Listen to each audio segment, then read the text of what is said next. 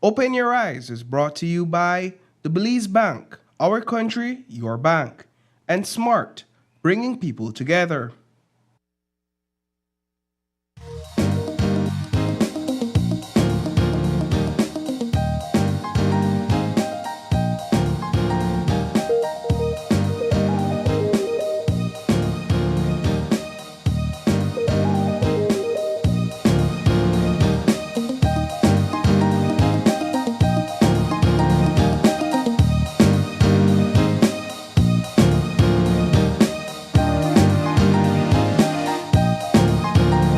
Live from Channel 5 studio in Belize City, it's Open Your Eyes, Start Your Morning Right with your hosts, Sabrina Daly and Paul Lopez.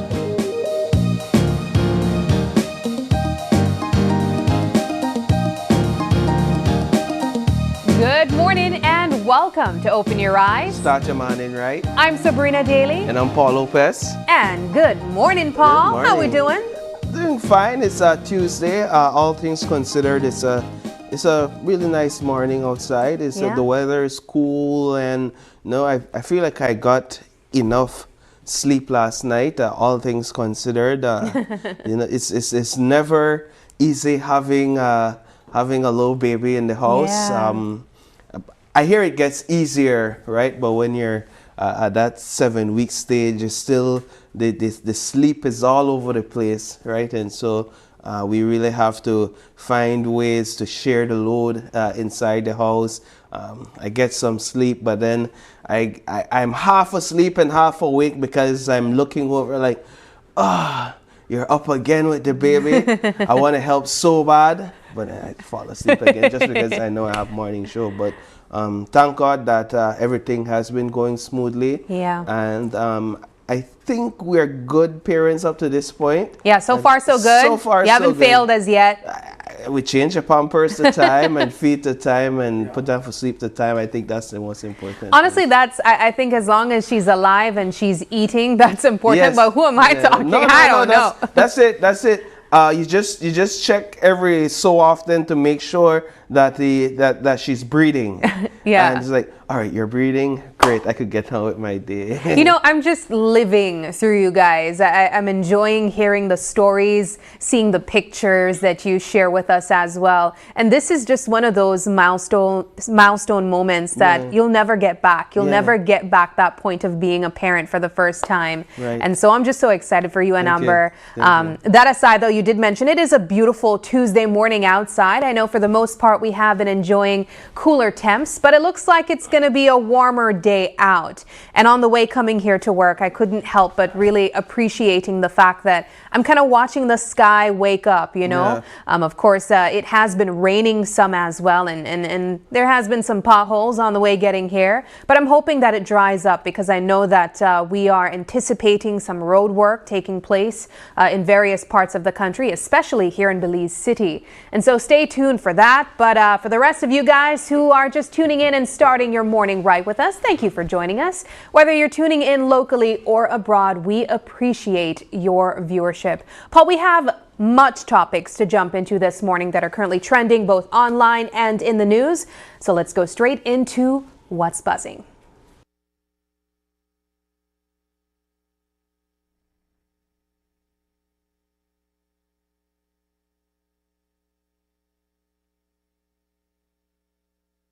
All right, so in our first conversation for this morning, we're going to touch on a topic that has been a part of the buzz yesterday into last night and this morning, and that, of course, is the state of the Mexico Sports Center. There's a lot to say here, but this conversation really came up because over the weekend, the Central American Volleyball Federation, as I refer to it, these names are usually in Spanish.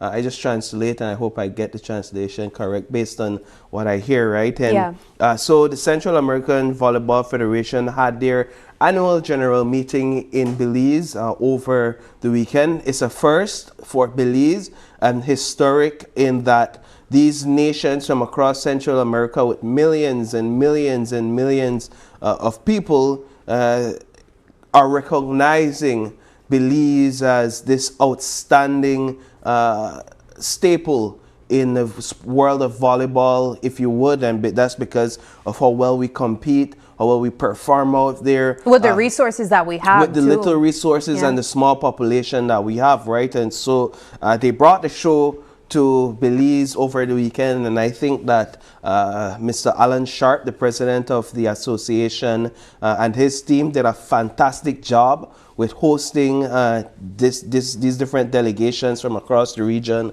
and these different leaders from across the region. I think it was an excellent event, at least from what I saw, and I feel as if his guests, they were well treated and well cared for. But as a part of that event, the president of NORCECA, that is the Central American, Caribbean, North American Confederation. So it's a confederation made up of all the federations. This is the president, this is the big boss. And he's also the vice president of the Global Confederation.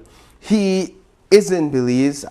He may have left at this point, but he was here for that event because he chairs and he oversees these AGMs.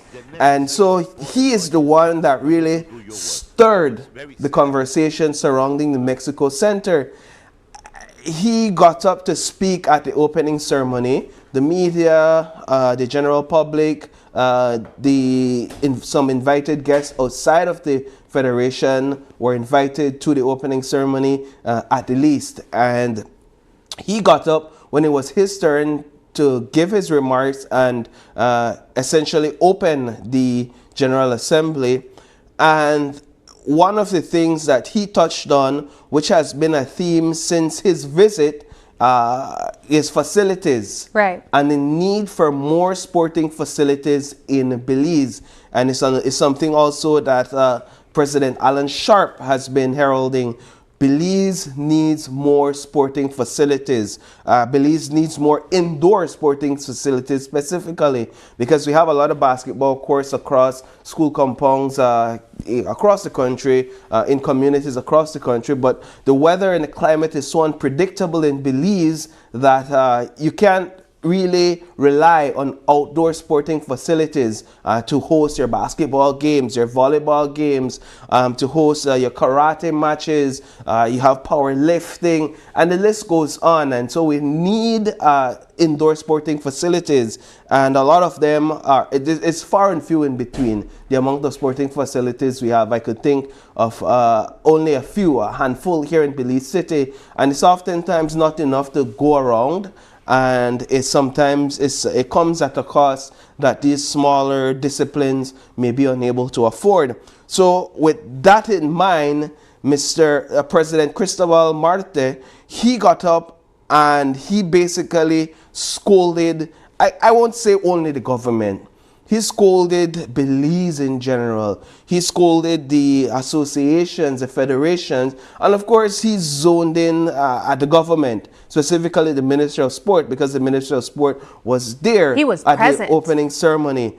And his thing was, there is no way in heaven or hell that the Mexico Sports Center should be in the state that it is in at this point in time.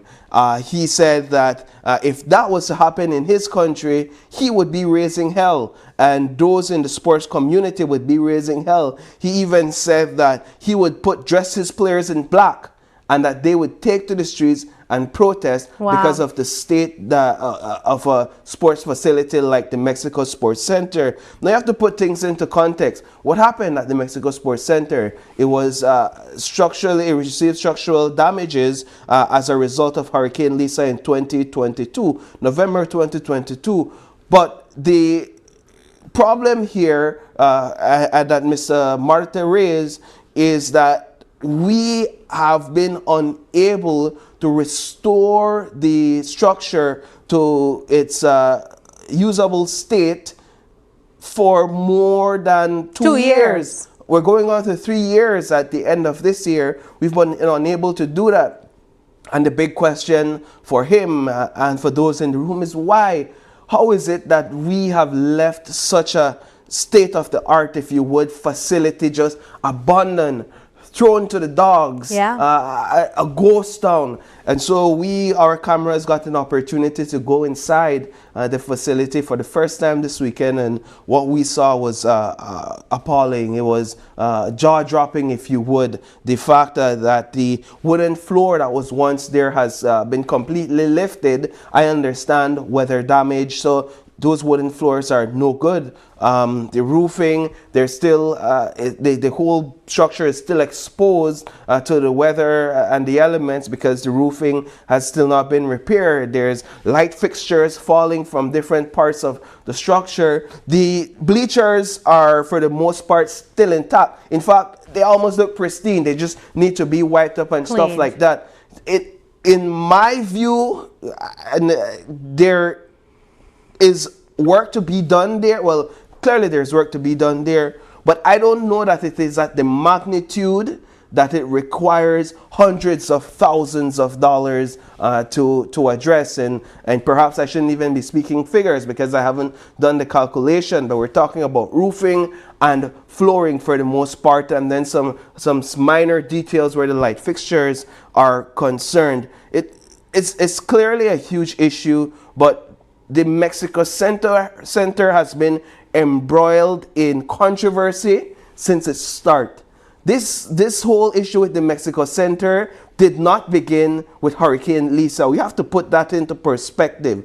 When over a decade ago, the government of Mexico offered to construct this center, it was until the 2018-2019 period, or 2015, sorry, that ground was broken for the center. And it took over 5 years for this center to really be finished, construction to be completed. And my understanding is that it still was not officially handed over to the people of Belize, like an official handing over ceremony. There was an election, leadership changed.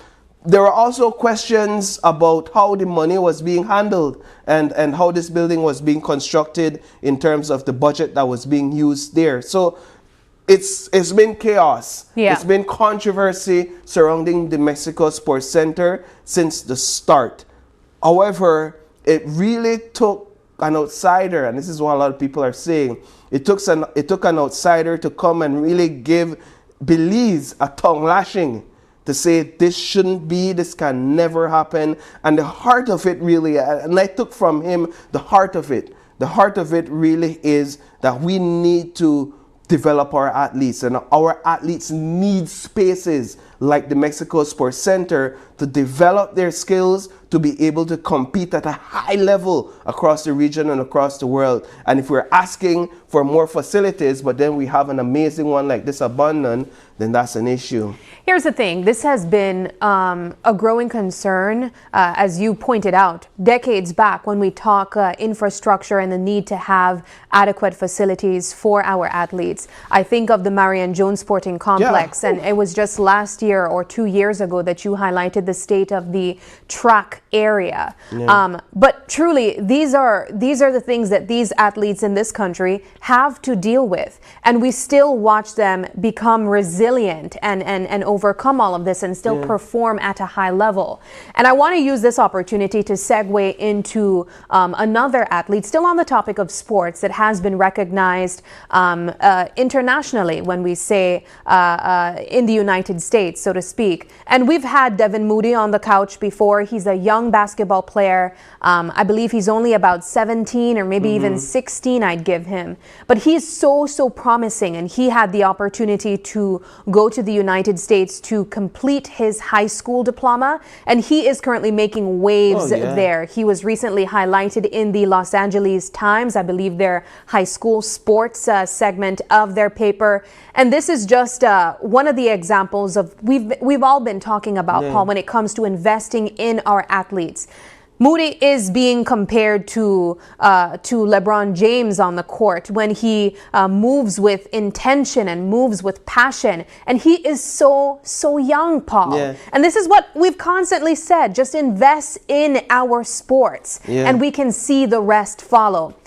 I imagine Devin won't even have to figure out how to pay for high school College. or even college. Yeah. He's good for the Yeah. rest of his life unless he continues. Yeah, I've seen this kid play in real life, and I mean, just from what I've witnessed, what I witnessed initially, him being on the national team. In fact, he was part of the national team, the youth team that traveled to Argentina to compete, though they did not perform as they would have hoped. Moody has always been a staple in youth basketball, at least over the last few years, based on what I've seen. In fact, this young man is from the south side. Yeah. If you would, he is from an impoverished community, a community ridden with gang violence and turf warfare. And him, with the help of his dad, you have to big up his dad, because his dad has been behind him, pushing him from he was small, letting him know, hey, you can do this, you got what it takes. And this young man has risen from all those circumstances surrounding him. And I did an interview with him a couple of years back, and I asked him what makes him the way he is. And he says that he blocks out the negativity around him, that there are people around him that would cause him to easily fall into the stereotype, fall into the norm. But he has been able to find a space through basketball to block out the negativity and block out the noise. And if you're right, this is what we're talking about. However, in Belize, our legacy can't continue to be that we develop our young athletes and then they have to go overseas to make it. Yeah. Our legacy we have to shift that, right? We have to shift that to the position where our youths can develop themselves in Belize, and they have the adequate facilities in Belize and the right structure to make it here in Belize and represent Belize from outside of Belize. But nonetheless, until that happens, we are proud of young men like Devin Moody and others. And just to stick a quick note in there, when you're talking about basketball in Belize, we also need the elite basketball to get their act together, because that's the next step for young men like Devin Moody in Belize. And if what they're seeing is all that's playing out right now, then there's no hope, there's no inspiration or ambition for or anything for them to move up and develop their skills into some sort of elite basketball playing. So for now, this is what we'll have to take. Devin Moody scoring 60 points in some games, 52 points in other games.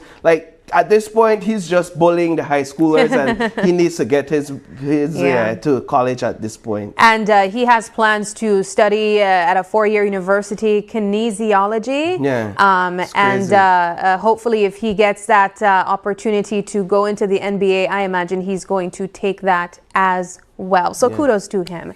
But also on an interesting note, still in the headlines is the topic of Tren Maya, still on the topic of Mexico. We know that we have been anticipating the official unveiling or even the opportunity to ride Tren Maya, which is Mexico's new train system. And there was conversations about the possibility of it coming close to Belize's borders, where we would have access to it to travel through Mexico. Now, as of yesterday, I believe that it was confirmed that the Mexican President Claudia Sheinbaum has confirmed that Tren Maya, the Tren Maya project will be extending its route beyond Mexico, crossing through Belize on its way to Guatemala. So this is exciting. It's exciting for us to have an opportunity to get tourists into Belize this way, but also for Belizeans to travel through Mexico and seemingly also into Guatemala this way as well. A huge investment. Yeah, indeed.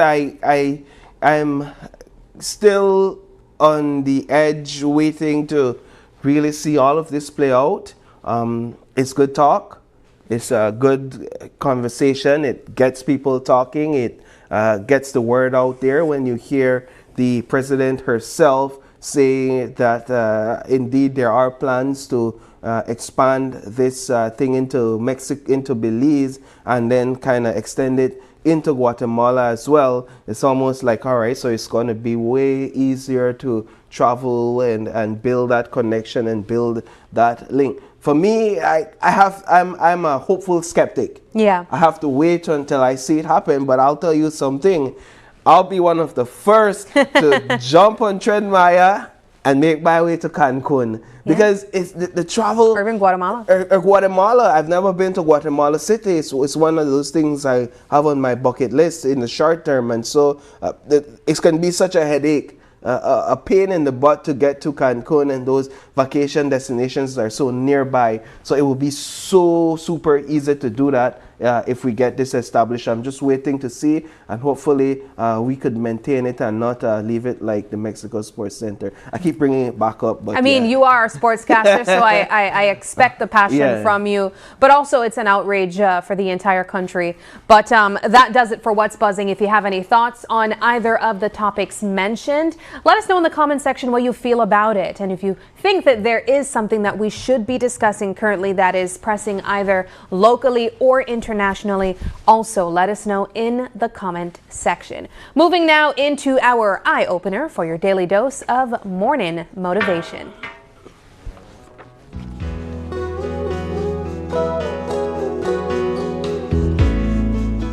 Our eye-opener is taken from dailyom.com, and it goes like this. It is easy to laugh when we feel good, but it is when the world appears dim that we most need laughter in our lives. As children, we laugh hundreds of times each day, delighted by the newness of living. When we reach adulthood, however, we tend to not allow ourselves to let go in a good belly laugh. Inviting laughter back into our lives is simply a matter of making the conscious decision to laugh. Though most of us are incited to laugh only when exposed to humor or the unexpected, each of us is capable of laughing at will. Laughter has been part of the human mode of expression since before evolution granted us the art of speech. When we laugh heartily at life's ridiculousness instead of responding irritably, our focus shifts. Anger, stress, guilt, and sadness no longer wield any influence over us, and we are empowered to make light of what we originally feared. Laughter also opens our hearts, letting love and light in, changing our perspective, and enabling us to fix our attention on what is positive in our lives. It is easy to laugh when we feel good, but it is when the world appears dim that we most need laughter in our lives. Our laughter then resonates through our hearts, filling the empty spaces with pure, unadulterated joy. We regain our footing in the moment and remember that no sorrow is powerful enough to rob us of our inborn happiness. When we understand that uninhibited laughter is the food of the soul, nourishing us from within, we know instinctively that life is worthwhile. Yeah, it's interesting that an eye-opener reminds you that you have to be conscious about and really intentional about taking time to laugh, right? It should just come naturally, but in today's day and age, because we're so caught up with work and responsibilities and all that there is, that if you really sit back and ask yourself, when's the last time, or how much times during the week do you really take time to laugh, except for maybe when you watch a funny meme while you're laying in your bed or sitting in your couch.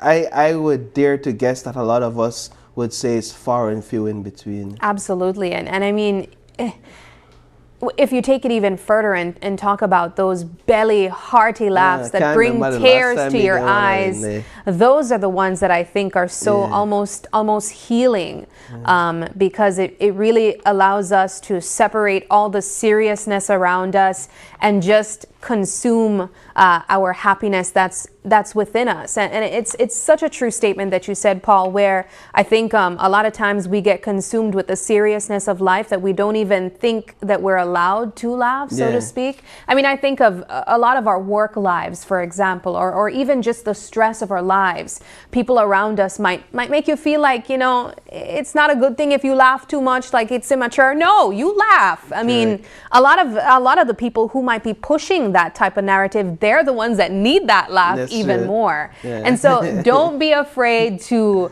get that belly laugh in if something really silly took place around you. Or as Paul mentioned, if you need to consume a meme or two throughout the day or even at night before you go to sleep to ensure that you balance yourself and really find that happiness within, I think it's what really is going to allow you to get through your day easier and to connect with yourself a little bit more than just everything serious taking place around you. I like it. It changed my mood already. I love it. We got to get a laugh in some point throughout the show. But moving now into our weather update, as we mentioned, it looks a little bit warmer outside today, so let's find out what we can expect from the folks at the Met Service.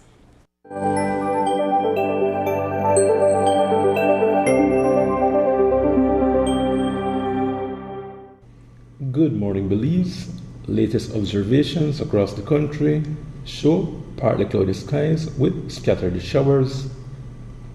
At 6 this morning, radar showed that most of the showers are concentrated in the extreme southern Toledo district. Marginally moist conditions for today and tonight will support a few cloudy spells, with the likelihood of a few showers occurring mainly over coastal areas of the country. High temperatures this afternoon will be around 84 Fahrenheit over coastal municipalities, 86 inland, and 74 up in the hills.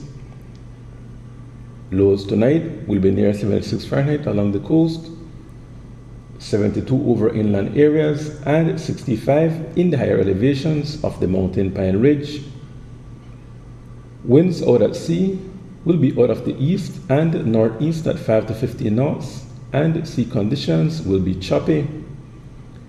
There will be a high tide at 5 minutes past 10 this morning, followed by a low tide at 2:52 this afternoon.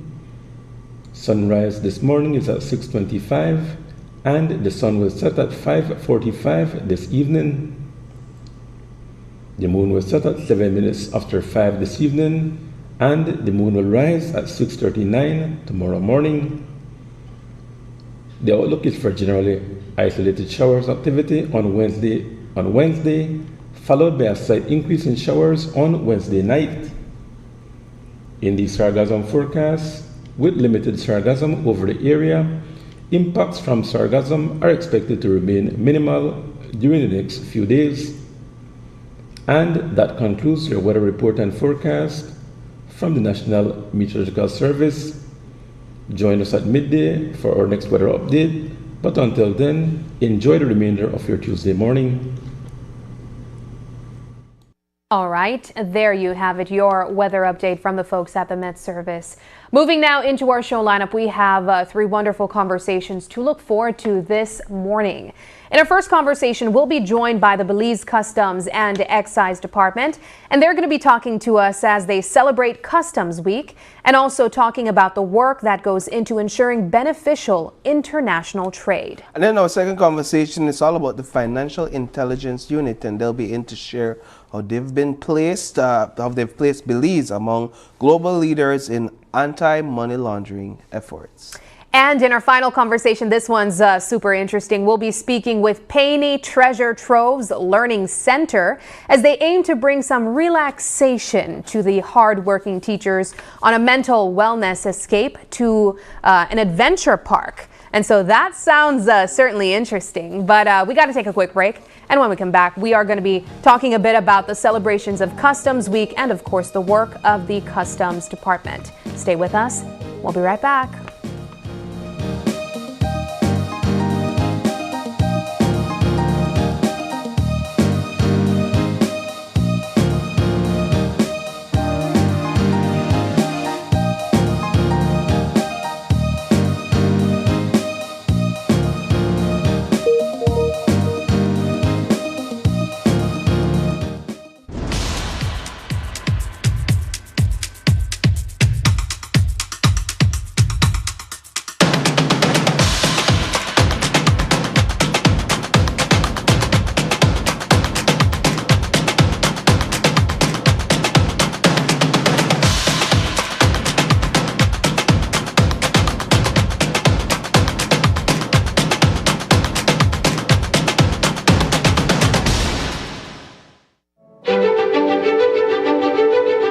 Technology is ubiquitous, and it's transforming how, when, and where we work. Fulltech Systems is placing award-winning devices in the hands of information workers, allowing them to work without compromise in a world without wires, to innovate, create, and to maximize productivity anytime, anywhere, satisfying the needs of the desk-centric remote and field worker and every other worker in between. We are providing the industry's best devices to businesses going through the process of digital transformation. Partner with us today to provide the solutions that will allow your employees to work effectively and efficiently to enhance your customers' experience.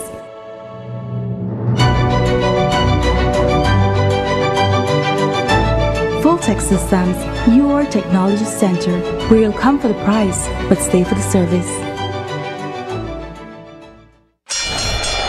Ladies and gentlemen, this is what you've been waiting for. In this corner, we have the masters of limitless power and unbeatable connections. Pioneers of 4G LTE in Belize. It's the undefeated champion, Smart. And in the other corner, struggling to keep up, it's the other guy. Fight!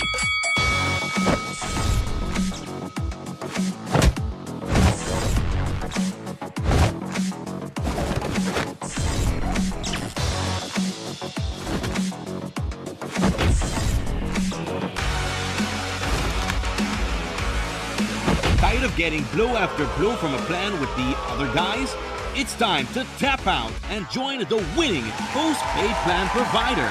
Smart's postpaid plans are a total knockout to the competition, and they have once again powered up their postpaid plans.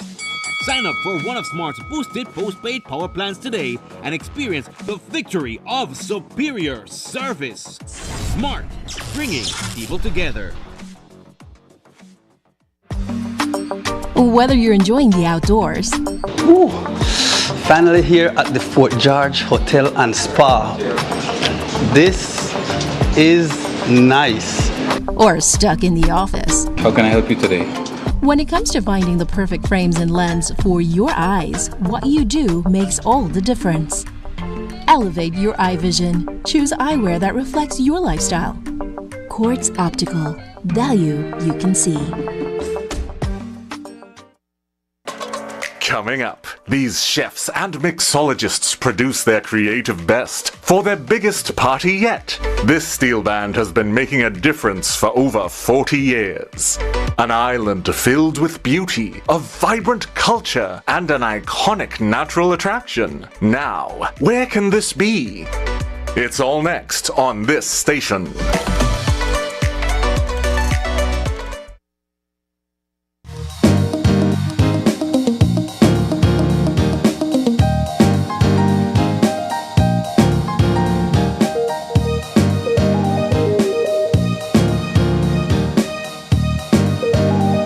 Welcome back to Open Your Eyes. We are starting our first conversation this morning, and as we mentioned, it's all about the celebration of Customs Week.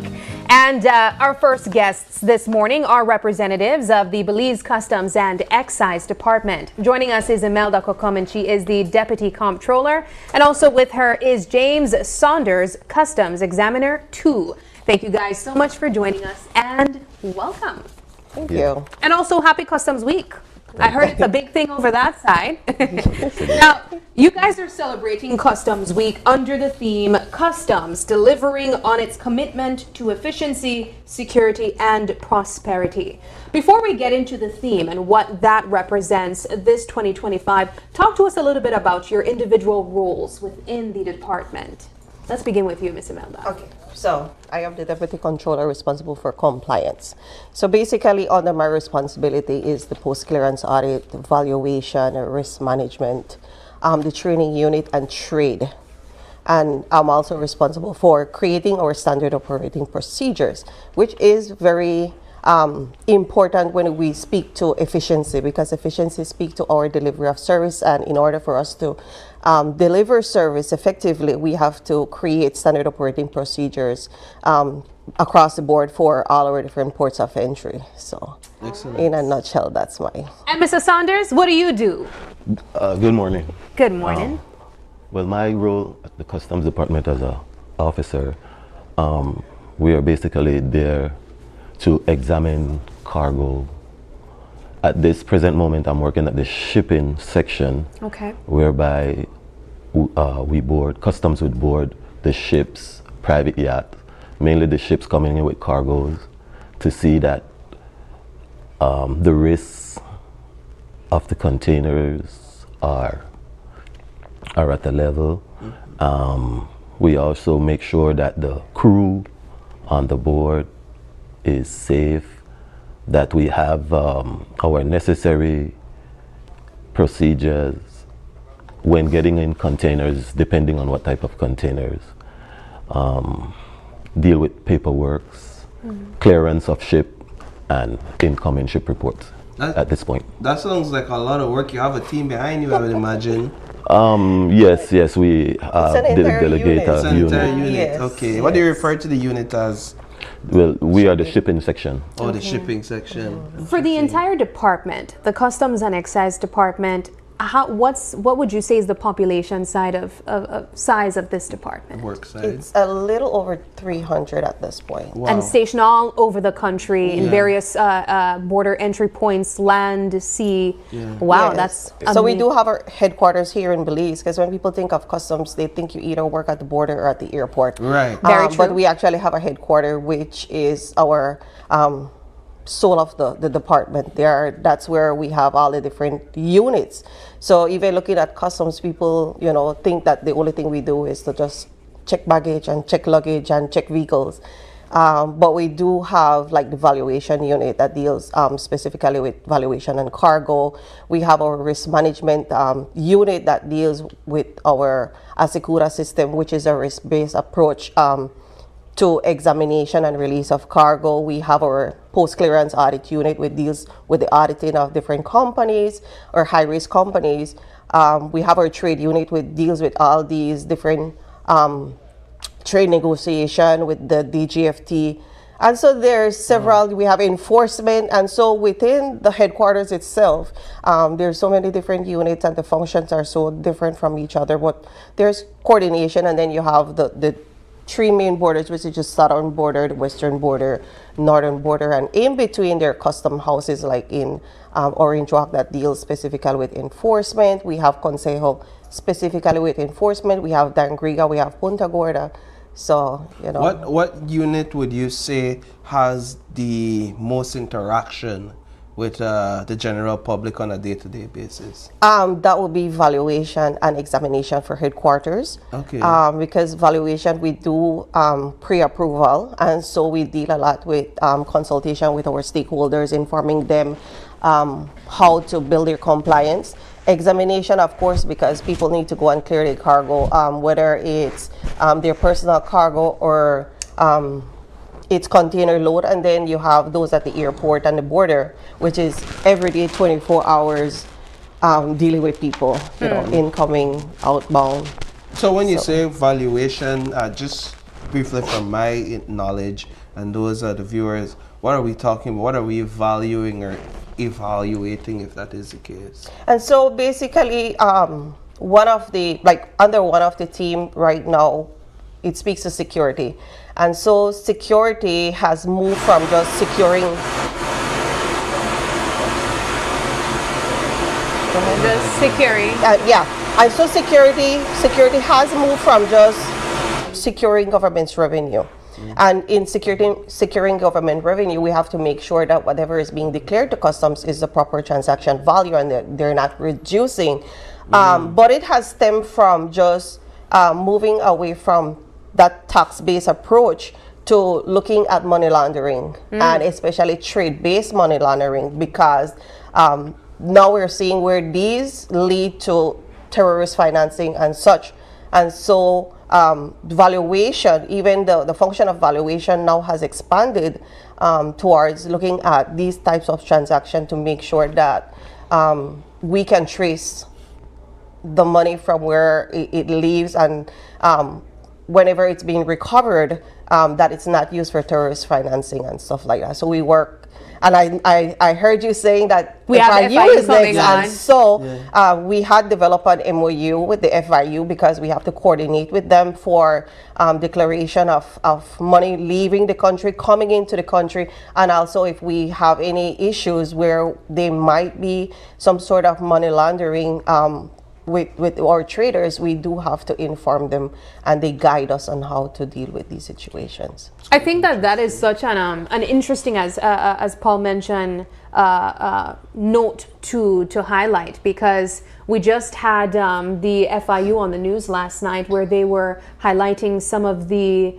ways that Belize has been leading the charge when it comes to reducing anti-money laundering. And one of the aspects that they mentioned, or one of the sectors that they mention that has seen the rise in money laundering, or I guess it's harder to detect, would be, for example, vehicle dealerships, which is common that you guys would have to evaluate these properties coming in and out of the country. What are ways that we could see money laundering taking place within that the Customs and Excise Department would have to identify immediately? And also, what are the signs? And so one of the things that leaving, they would have to declare their monies that they're taking out, and with that they do have to cite the source.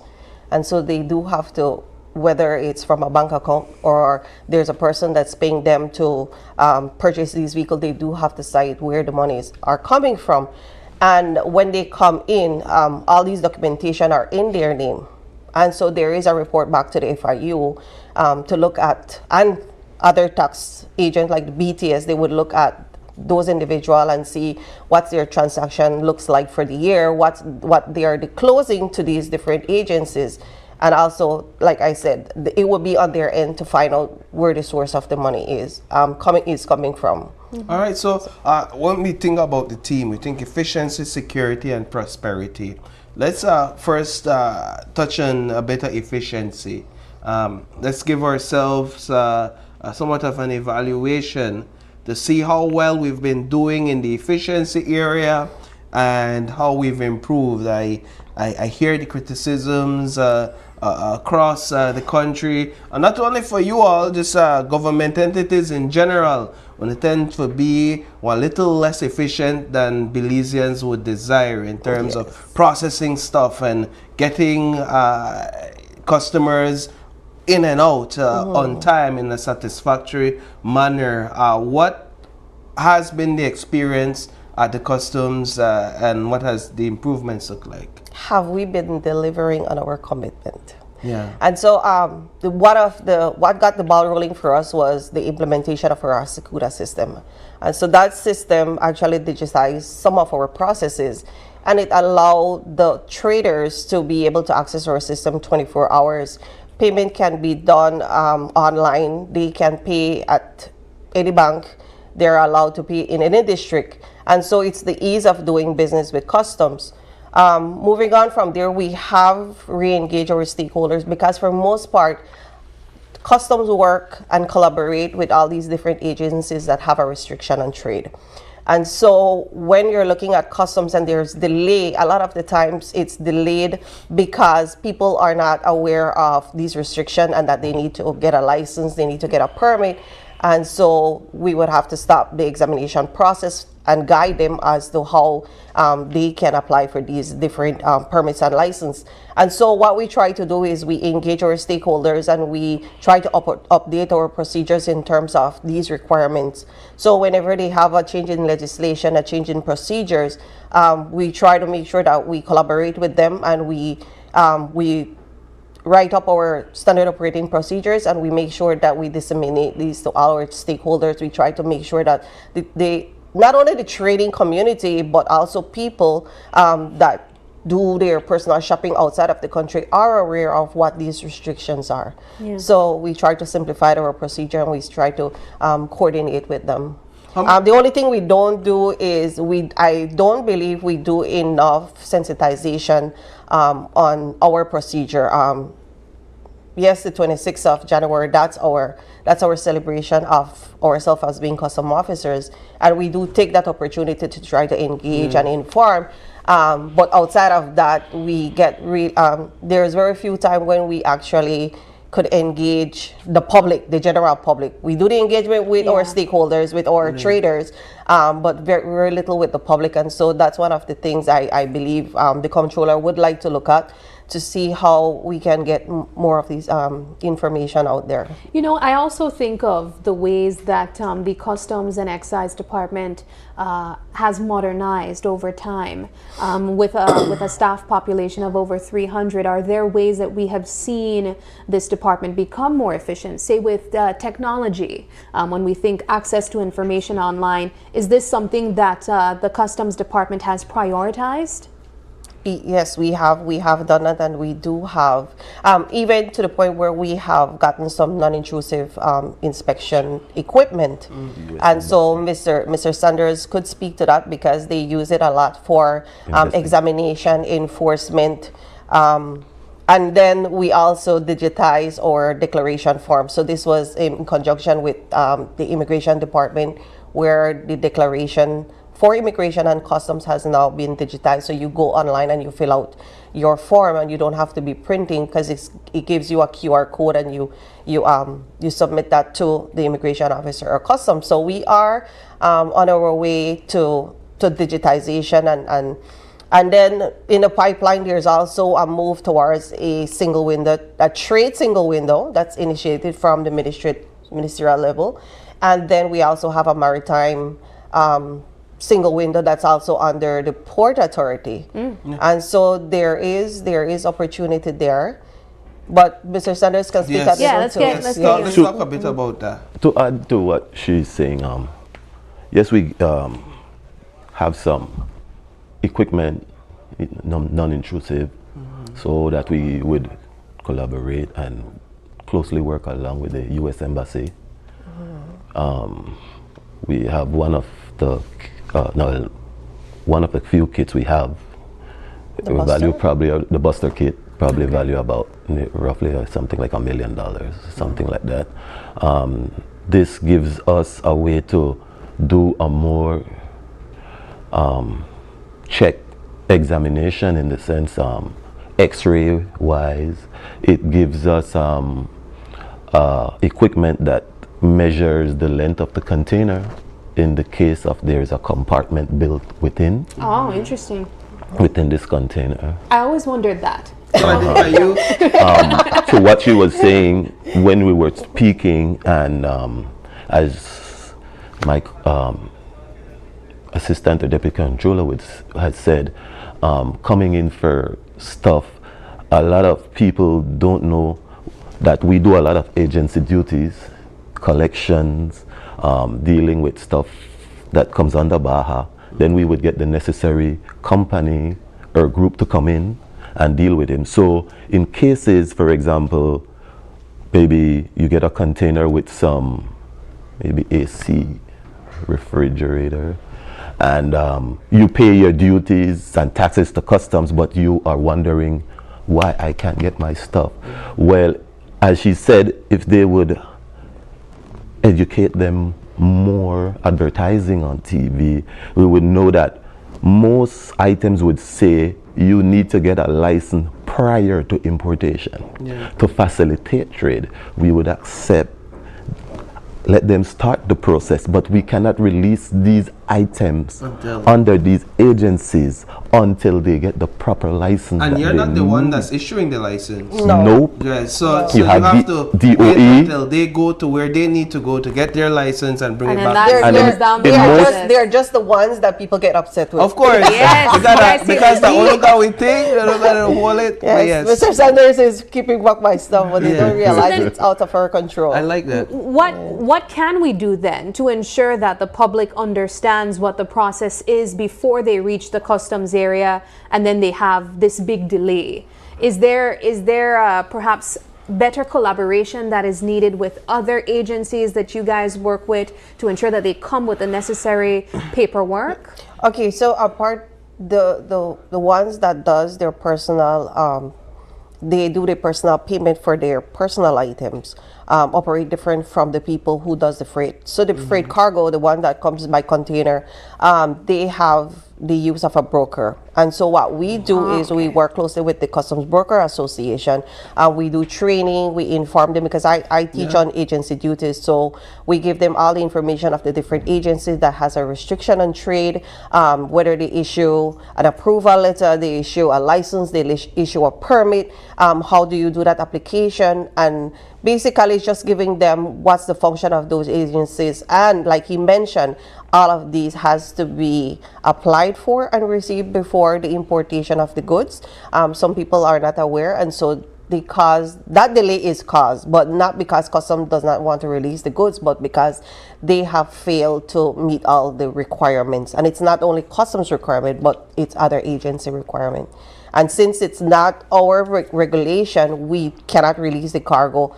We do have to wait for them to finalize the process with those agencies, like let's say the DOE for refrigerator, or it's the chief pharmacist for medication, even your personal medication, she has to give approval for. And so some of these, so where we are working on publication. So that's one of our TFA article. To try to, we have a website for Customs. It's not fully populated, and so we're looking at moving towards populating that website with all these different information. So that's one of the activities that we have scheduled to update that website. Yeah, because to make sure. At the end of the day, the seller in the U.S. or in China or wherever, they'll sell you the products. Yes. You don't have to have a license to buy from them, to give them your hundreds or thousands of dollars, but then you'll run into problems once it lands here in Belize and you don't have the proper documentation because they don't require that. Let's talk a bit about security, and I know we touched on it a whole lot, but where reports are concerned that at times Customs officers get themselves involved in say under the table business. Now we don't have documentation or proof on our records, because I already see it if we have it, but the Customs officers oftentimes get a bad reputation, and it could become a security hazard. If somebody could easily say, well, make a pay only something under the table, not check my bag, just run this through, or not check this, just run it through. What are we doing to prevent those types of activities, and what other ways have security increased for you guys? And so basically you're talking about security of revenue. Yeah. And so we do have our training. We do at the inception, whenever we have new officers, that integrity form part of one of our first the training component, or in our training schedule. We deal with that component of integrity, and also our regulation.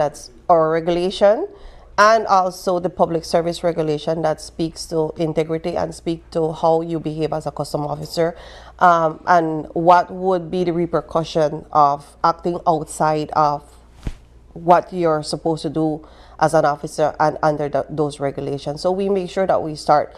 And so definitely whenever we move on from there, then now it becomes your responsibility on how you behave, on whether or not your reputation, which unfortunately, if you choose to behave in such a way that is contrary to what we're supposed to do, then that reputation gets added on to Customs. Yeah. So they do not identify you and say, oh, Mr. Sanders is doing such and such, or Ms. Kokom is doing such and such. It's Customs and Custom Officer, and so we get a bad name. And so we try to do a lot of training with our officers, especially when it comes to procedure. Like I mentioned, I am responsible for the standard operating procedure, and so I make sure that these are documented and these are sent out, because once they are informed of what is the proper procedure, an officer acting outside of that can be reprimanded, because it's in black and white. You have been informed. So it's not like you don't know and then you get into trouble and then you, I did not know I was supposed to behave in such a way. And so when you have these standard operating procedures in black and white and they are disseminated to all the officers, then you can be held responsible acting outside of what is there. Have you all ever had to reprimand officers? It goes to Public Service Commission. Okay. So it's probably it depends on the severity of the situation. It might just be dealt with by management. There are times, however, when these would have to be sent down to the Public Service Commission for them to make a decision on whether or not you keep your job. So yes, you can lose your job for acting outside of what you should be doing.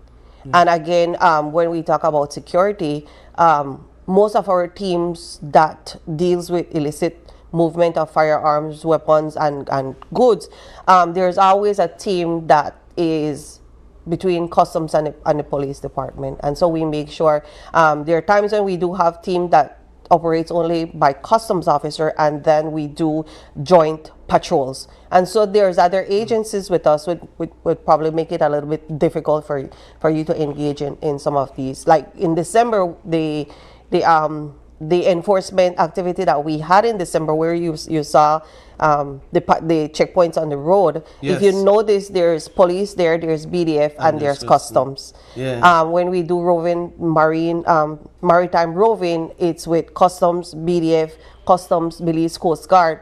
And so we try to make sure that we engage our other enforcement officers and these other agencies as a joint unit. So yeah, we saw them. What are the customs officers at the checkpoints, as these security checkpoints, looking for in your vehicles? Prohibited and restricted.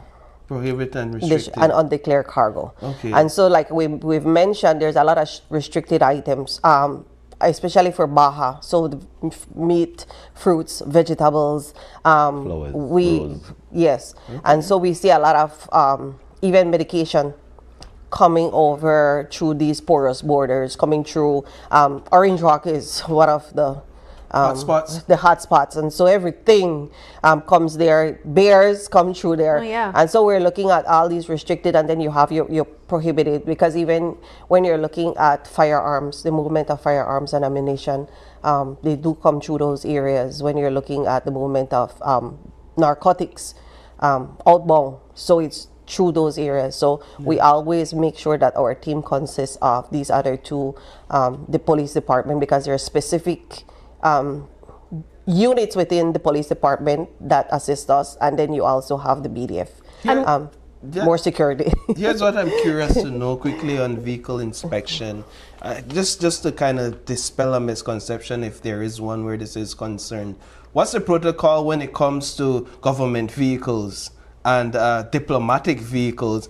I have to ask because everybody say if you're in a government vehicle, they know a satchel. Or if you're in a diplomatic vehicles, that no worry about nothing, you could bring over where you want because nobody has satchel. Okay, so get a nod. Okay, so that's twofold. So they're treated separately. So when it comes to diplomatic vehicle, we are not allowed to examine a diplomatic vehicle because of the convention that guides them. They fall under the Ministry of Foreign Affairs. They are not, the prohibition and the restriction does not extend to diplomats. So when you have your regular Belizeans going across and bringing stuff that are restricted, you need to get your required permit and license. When it comes to the diplomat, they are outside of that. Yeah. So that law doesn't govern them. The law does not govern them in any country, and that's an international law. But the diplomat vehicle is different from the blue license plate vehicle, which is totally different. Yes. So, and even with diplomatic vehicle, we normally allow the diplomat to identify themselves with the white card, and so once they're in there, that's it. That's as far as we go, just to make sure that the diplomat is in there, and it's not just a driver using the vehicle to do anything outside of the norm. And so when it comes to the government vehicles, it's a courtesy. And so basically, as long as you identify yourself, we don't push you through the 100% check where we will go under and we'll open your hood, and you know, it's just a courtesy that we give. And there are times when they do take advantage of it, and Yeah, it's But a yeah, shame. I either need to become a diplomat or get the blue license plate. Well, the question that I But have, if you become a diplomat, that won't work for Belize. And so when you go to other countries, that's where you can do whatever you want to do. Thanks for answering the question. No, I appreciate that. And I'm glad that Paul asked, in certain instances, of vehicles or persons who might be exempted from the checks. My question is, when these items are discovered, what's the process that follows after? Because there's this long-going speculation that, you know, the customs department has all the good contraband beers and they drink it up in the locker room area at the back. What takes place? I mean, I imagine it's different where firearms are concerned, but how about some of the goods that are found? What happens to them? It depends. It depends on the goods that are confiscated. So let's say it's fruits, vegetables, stuff like that. We usually liaise with Baja, and so they're responsible for plant and animal health and landing permits for these. So they would do their inspection. If these goods are okay for consumption, what we normally do is we reach out to the children home, the Red Cross, these feeding programs by the different schools, rather than taking these grocery items and destroying them. We usually find these different, like the different feeding program and so we give them, but we do have to account. And they signed off. Baja do have to sign off. So like I said, because of our coordination, they do have to sign off on these paperwork that we do when we're giving away these stuff. If they're prohibited item or restricted where, like the plastics. So now we have a restriction on the plastics, and there's a prohibition on those plastics. We're not allowed, customs is allowed to auction any item that is confiscated, that I would say the restriction does not, like liquor, we're not allowed to auction liquor because of the restriction on liquor. You have to destroy that. You have to we would have to destroy the liquor. So the beers and the alcohol, those would have to be destroyed. Any other item, like if it's just household item and stuff like that, then the comptroller has the right to auction these off. So the government still recover revenue from those. So we do have a Queen's Bond, which is a big warehouse that is at the rear end of our headquarters, and that's where all these items are stored whenever they're left over in the different warehouse.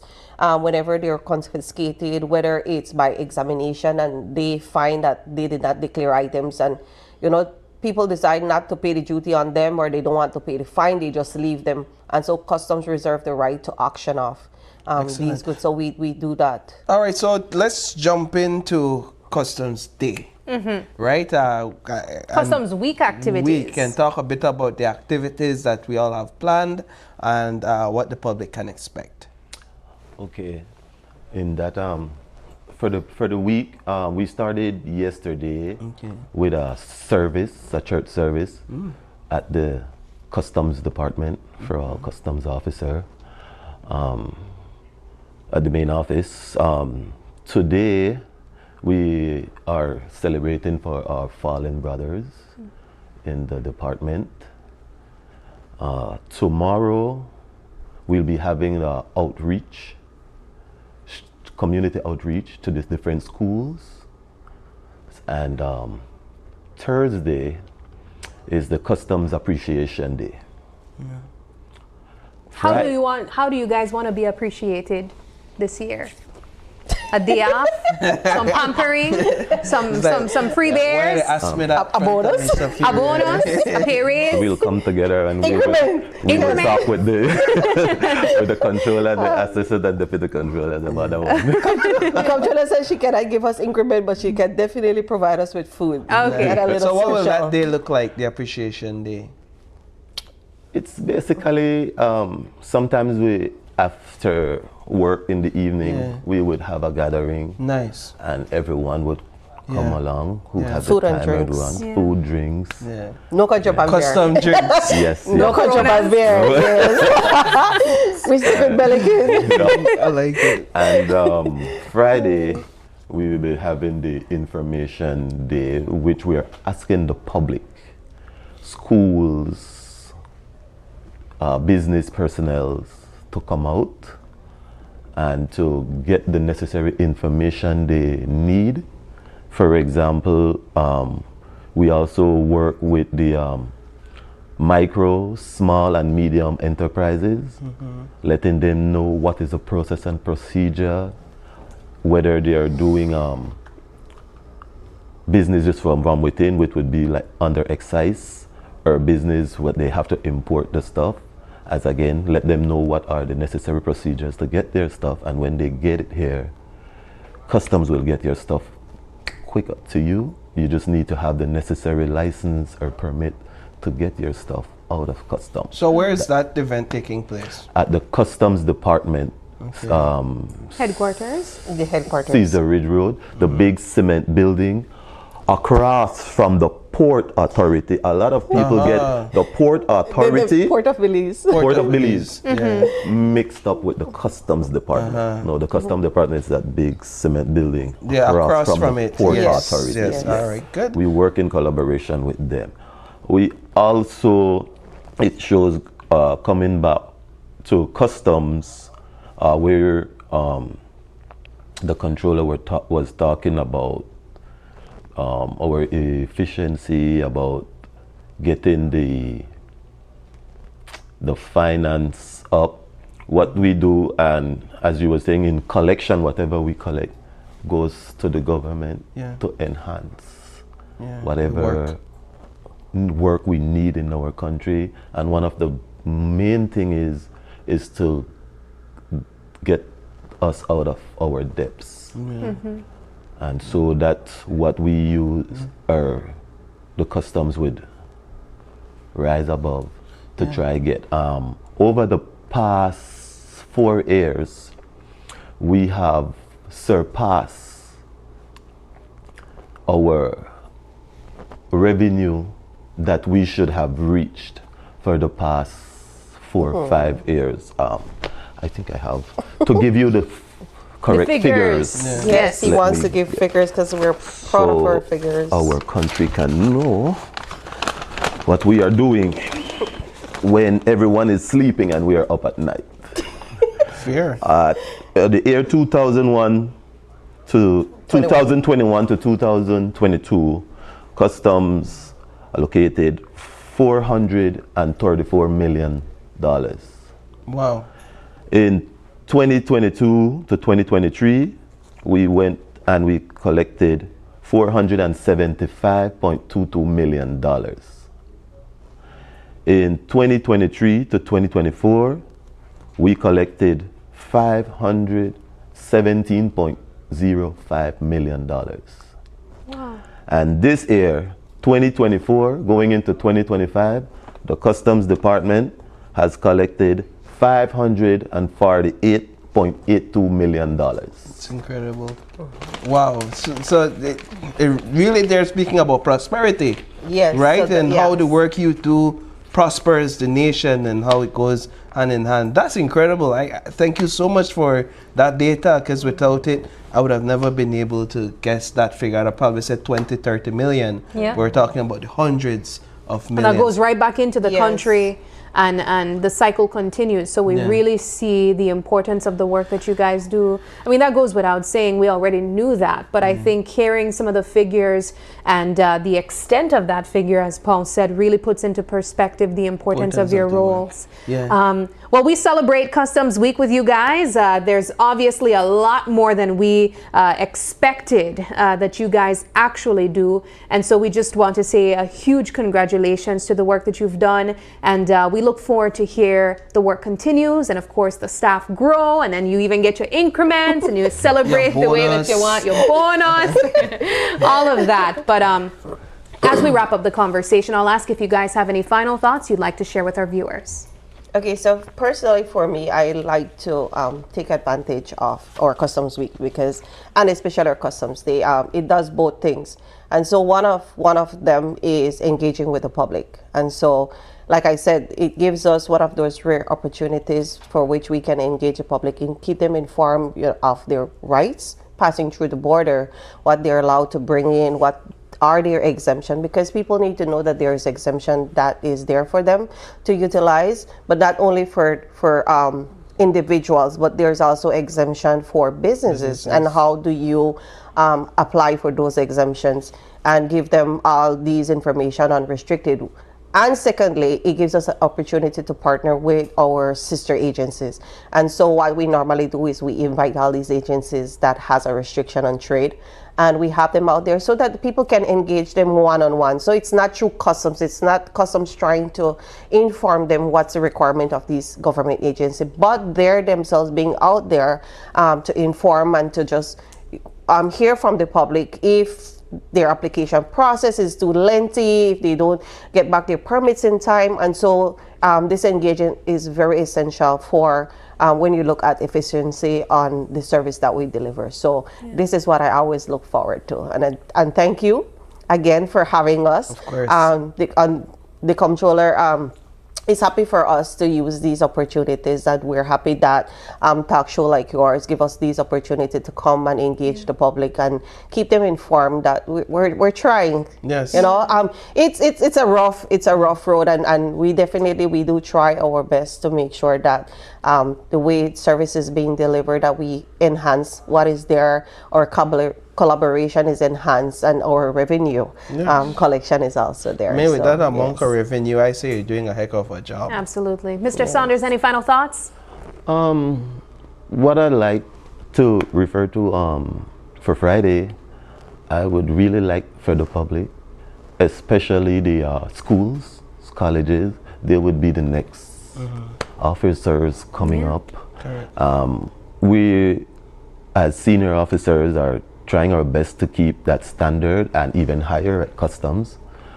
And we'd like to inform the public on a whole so that they can see that we are here to work for them. Right, so you're inviting them out All for of Friday. them. And it starts from 10:30 to about 2:30, because we have an open day ceremony starting at 9. So and you'd be surprised, there's a lot of kids who admire customs and custom that wants to workers. become custom officers. I have this memory in my mind. We did an interview with our kid, and she says she wants to be a customs officer because her uncle is a customs officer and he make a lot of money. Okay.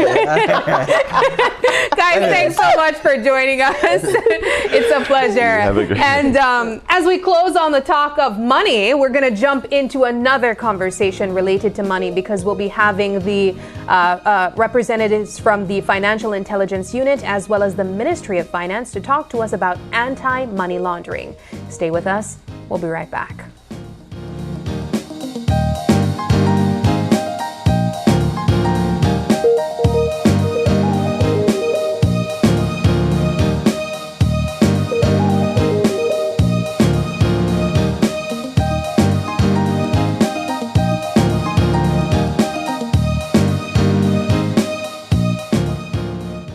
Security Board, in collaboration with the Labor Department, takes this opportunity to remind insured persons of the requirements for compensation when on sick leave.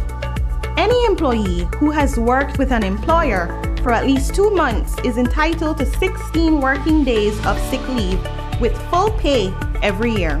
This is how it works. Upon approval of a sickness or injury benefit claim by SSD, 80% of the employee's weekly insurable earnings is paid as a Social Security benefit, and the difference in the employee's salary is paid by the employer. This is to ensure that the employee does not suffer any loss of wages when ill. After 16 days, compensation for sick leave is paid as a Social Security benefit only. Some conditions apply. This message is brought to you by the Social Security Board and the Labor Department. Social Security Board, safeguarding you, your family, your future. Energy powers our lives, and now we're powering a sustainable future together. This January 27th and February 3rd at 7:30 p.m., tune into the Energy Exchange Show, your guide to understanding Belize's journey towards sustainable energy. From solar power to electric mobility, learn how we're creating real solutions for everyday Belizeans. With topics like e-mobility and licensing regime, this show is designed to answer your questions about Belize's energy transition. Join us to see how we can all play a role in building a brighter, cleaner Belize.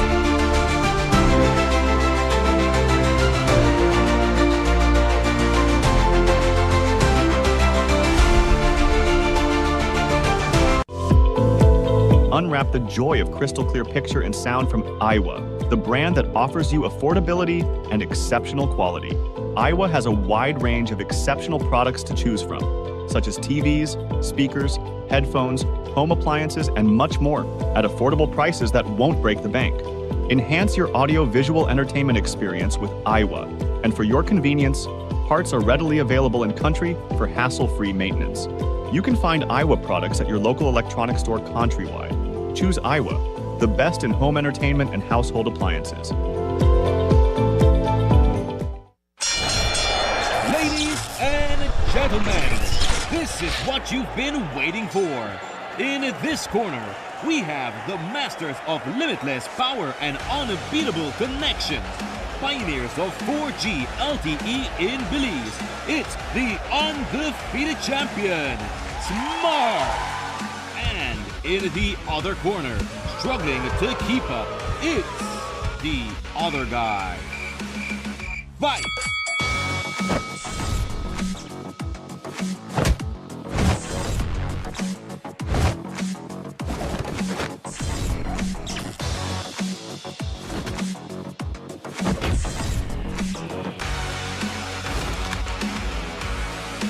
Tired of getting blow after blow from a plan with the other guys? It's time to tap out and join the winning postpaid plan provider. Smart's postpaid plans are a total knockout to the competition, and they have once again powered up their postpaid plans. Sign up for one of Smart's boosted postpaid power plans today and experience the victory of superior service. Smart, bringing people together.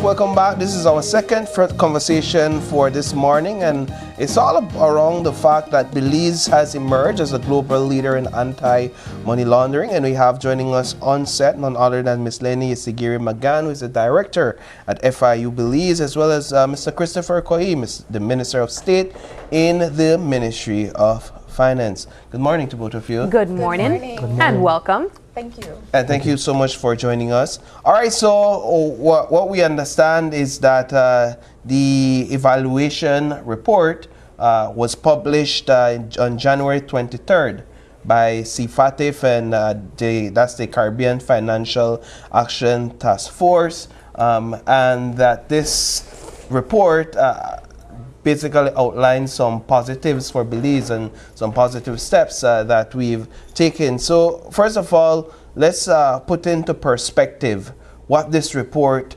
really is, and why did Belize have to undergo this process? Right. So this report is sort of like an audit, an examination of Belize over a period of time. So it considered data from 2018 to December 2023, and that process, we undergo it because Belize is a member of the Caribbean Financial Action Task Force. Belize also, on a higher level, wants to participate in the international financial system, the global market, and organizations such as FATIF, which is sort of like the umbrella organization that all these regional bodies come under, have essentially set recommendations which are really more like rules, things you need to put in place and abide by in order to conduct your affairs without any sort of impediments or obstacles. So essentially, if countries don't comply, you go through a system of public naming and shaming, grey lists and blacklists, which puts pressures on you to comply, to adapt, and to adopt these measures. And so the way that they determine if you're adopting these measures appropriately is by having rounds of assessments and evaluations. So globally, they're on their fourth round. They're winding up the fourth round, starting up the fifth round. And so Belize has been assessed as a part of the fourth round. We did it in the third. We got our report card then, and we recently completed the fourth round.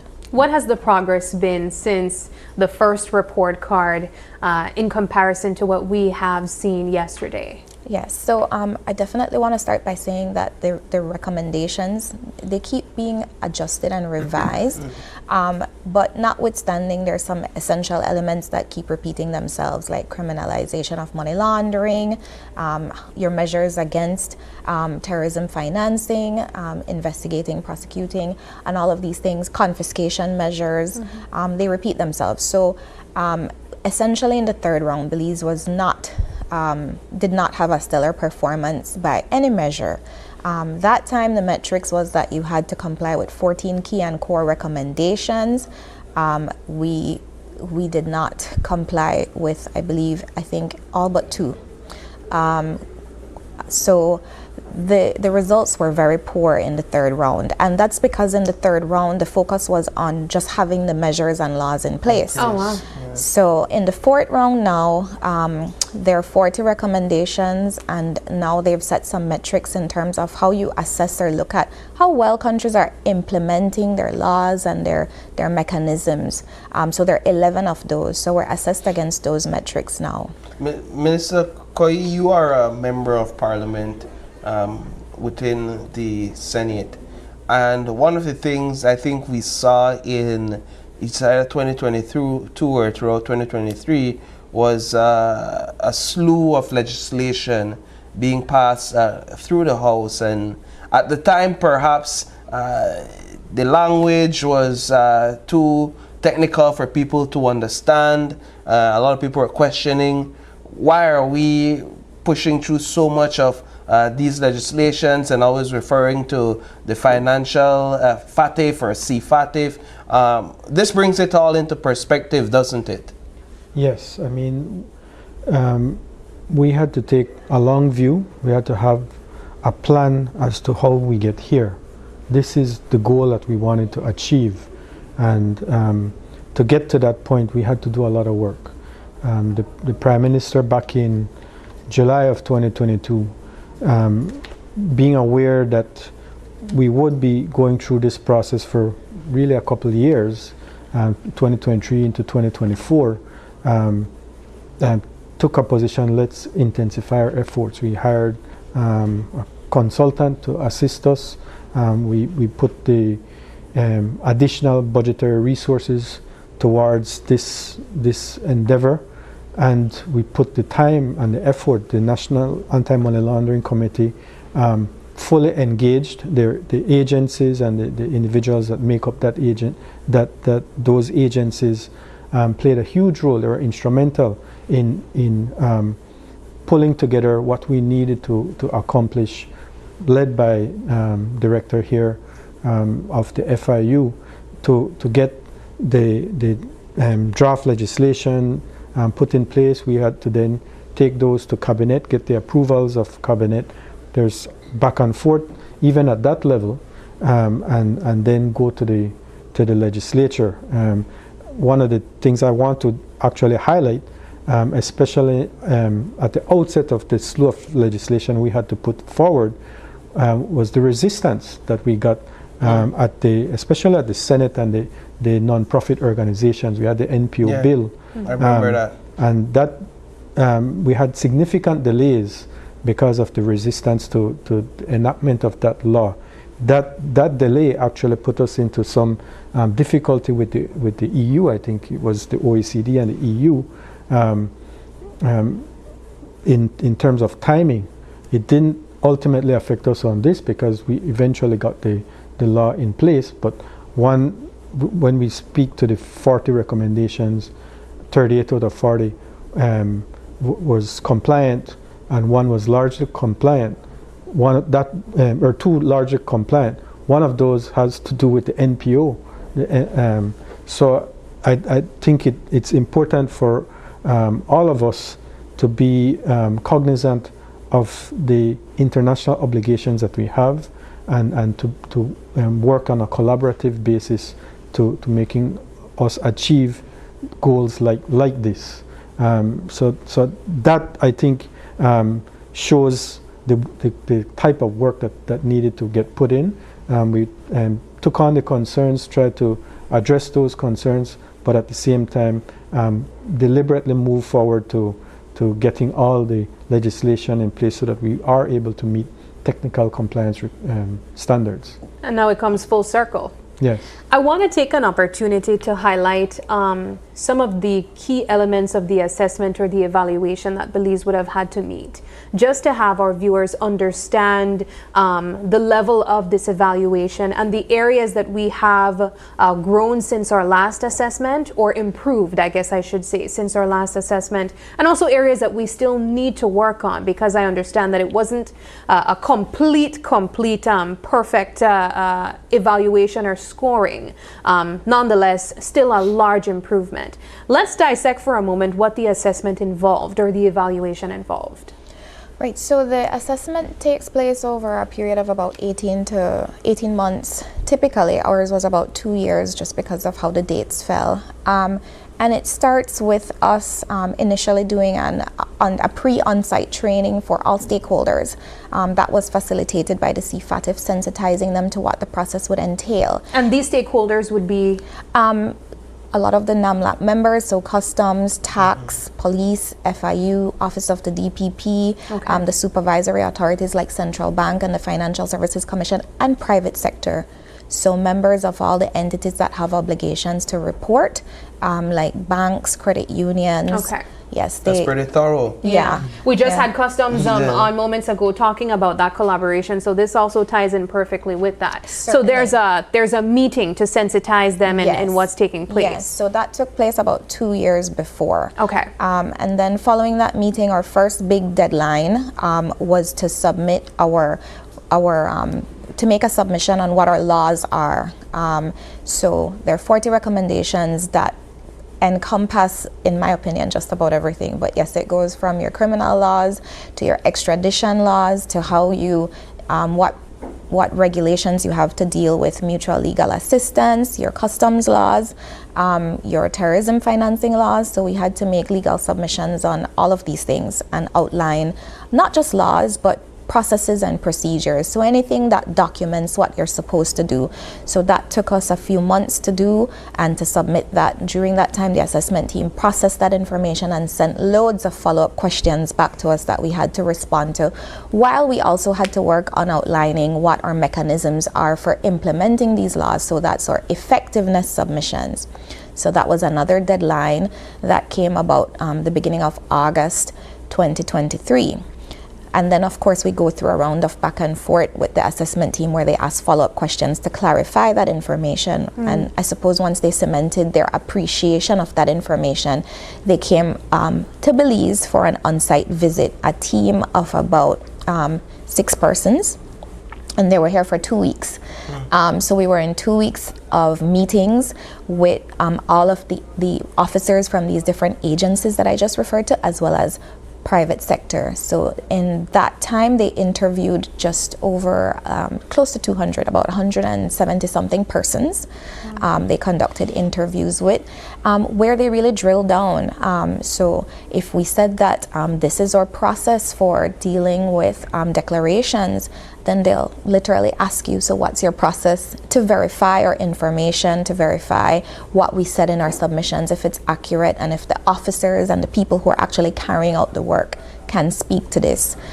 So that was up to the on-site visit and the point where information submission cut off. Following that, then there were 3 drafts of the report, and at each stage they made their drafts, they sent it to Belize, where we got to comment on whether or not the write-up truly reflected our regime as we understood it. And so if there were things we needed to clarify, we had to justify it. If there were measures in place that we have that we maybe didn't submit before, but we see that it's relevant, then we had to submit it, having to prove that this was in place before the on-site visit as well. So that led us right up to the CFATF plenary in December, where we then had to go and address issues or concerns raised by membership at large. And this is the global network. So we're talking over 200 countries would have had draft 3 of our report, and were able to write comments on it, and we did receive comments. And 4 issues were identified for discussion. And what there were the issues? So those issues concerned how well we understood risk nationally. It concerned use of financial intelligence, supervision of financial institutions, and then it concerned or investigation of terrorism financing, investigation and prosecution. So those issues were discussed, and we were able to successfully defend our position on 3 of those key issues. So we did receive a downgrade on 1 of them, which I think we reconciled ourselves with in terms of our performance, and it did not hold us back in terms of qualifying for regular follow-up.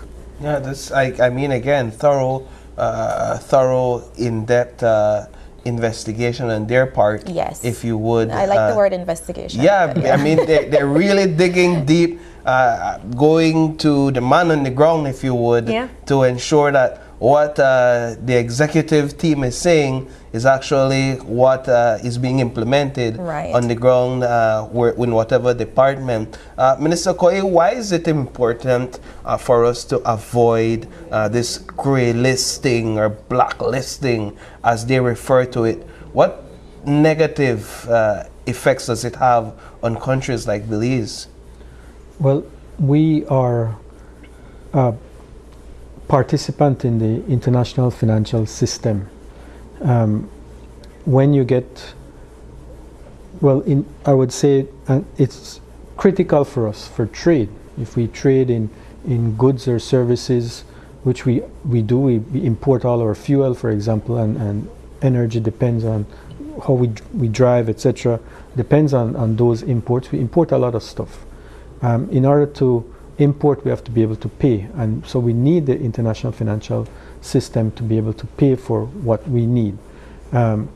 If we get grey listed, if we get worse, blacklisted, we suffer the risk of losing the correspondent banking relationships, which in turn jeopardizes our ability to participate in the international financial system. So it breaks right back down to our ability to trade, to import and export. So it's actually very critical for us that we do not get grey listed, do not get blacklisted, so that those kinds of repercussions we do not face. So what do you mean when you say correspondence banking, for those who may not be familiar? Sure. Whenever we deal in a currency other than the currency of Belize, the US currency, we have a fixed exchange rate system in which our dollar is tied to the US currency, 2 Belize to 1 US. So whenever we want to have a transaction that requires US currency, for example, we go to our banks in Belize, whichever banks, and in order to transact in US currency, that bank actually has to have an account.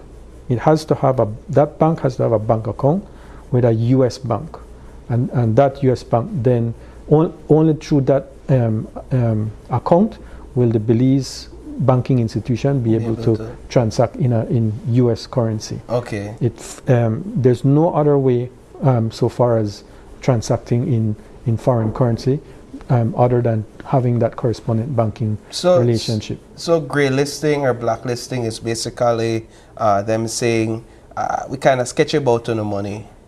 We can't really trust it or the source of it because all these mechanisms and these technical things aren't in place to vet the sources of money from the smallest level coming up. So we don't trust that if we put this money in our banking system, the correspondent banks, that will be safe, clean and clear. Well, I think it comes back to that fundamentally. We are an active participant in the international financial system. These audits are about what level of trust and confidence we have in how your banking system operates. If we're not comfortable, not trusting it, we'll rate you low, and maybe you might not. Other banks in the financial system might not want to do business with you because you're too risky. You might be enabling all kinds of illegal, illicit activities. So that rating is really important. Otherwise, we could lose those relationships, and and lock us out of the international financial system, lock us out of trade. How about the relationships with future investors that look at Belize as an opportunity to grow their money? Does this rating, whether gray or in good standing, black, have anything to do with the possibility of investors coming to Belize and investing their money in our country? Absolutely. So the reverse or the corollary of being gray listed or blacklisted is effectively to be whitelisted. Right. And with the stellar results that we were able to achieve, we are now able to promote that and with a view to attract investment into the country. So not necessarily just to say to hold your money, but actually to invest, feeling comfortable that this is a safe place to have your money, and in turn take that money and invest in projects in different sectors in the country that generate jobs, generate employment, generate income for all of us, and develop our economy. Yeah, so this is critical for our economic development. I think about this customs and excise as one of the as one of the entities or stakeholders in this entire thing. We're thinking about the fact that they've like this last year they brought revenues into the tune of 500 million and more, right? But that trade begins somewhere. That trade for the businesses in Belize begins at, well, correspondence banking, if you would, right? We have to purchase our goods, and sometimes we're trading in US currency, and you need that correspondent banking to then purchase those goods, and then they're shipped here, and then that's how that revenue comes in through customs, through import duty, customs duty, etc., etc. Are there any other ways that you can perhaps identify in which this translates into economic growth and the business climate here in Belize? Well, I think we've alluded to a couple, and we could get into more detail on those. Certainly, we think it's a boon for the financial sector, an opportunity for them to build new correspondent relationships. The financial services sector, or the international financial services sector, has suffered greatly because of our adverse listing in the past. I think there's now an opportunity for growth in that sector in particular. So maybe not how it existed before, it may be niche areas, but that enables the employment of far more skilled or higher paying employment. So I think it's an opportunity to lift the quality and the skill level and the income level of our population on a whole. Then obviously the opportunity for new types of investment, I think, is where we're trying to push more. But yes, across the board, it has a positive economic effect. Now, Ms. Lenny, we're talking gold standard here in the context of all we've talked about where gray listing and black listing is now concerned. White listing. I'm not too particular about the colors and their definitions, but where the gold standard is concerned, the fact is here that Belize is a global leader in this.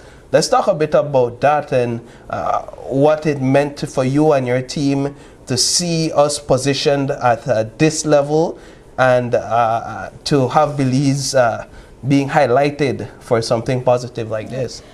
So I think this was a very meaningful victory for the team. I can tell you that the individual officers who worked on this for years put a lot into it and sacrificed a lot. I think part of managing the process for me was to kind of have an idea of when we needed to hone in everybody closer to get the task done, to meet the deadlines. So I can tell you they've sacrificed holidays, long weekends. We took them for a retreat one day when we didn't see our submissions coming in time. We took them for a retreat somewhere that basically had not much internet except all they needed to get documents and focus everybody. I still don't think they'll go back to that resort anytime soon.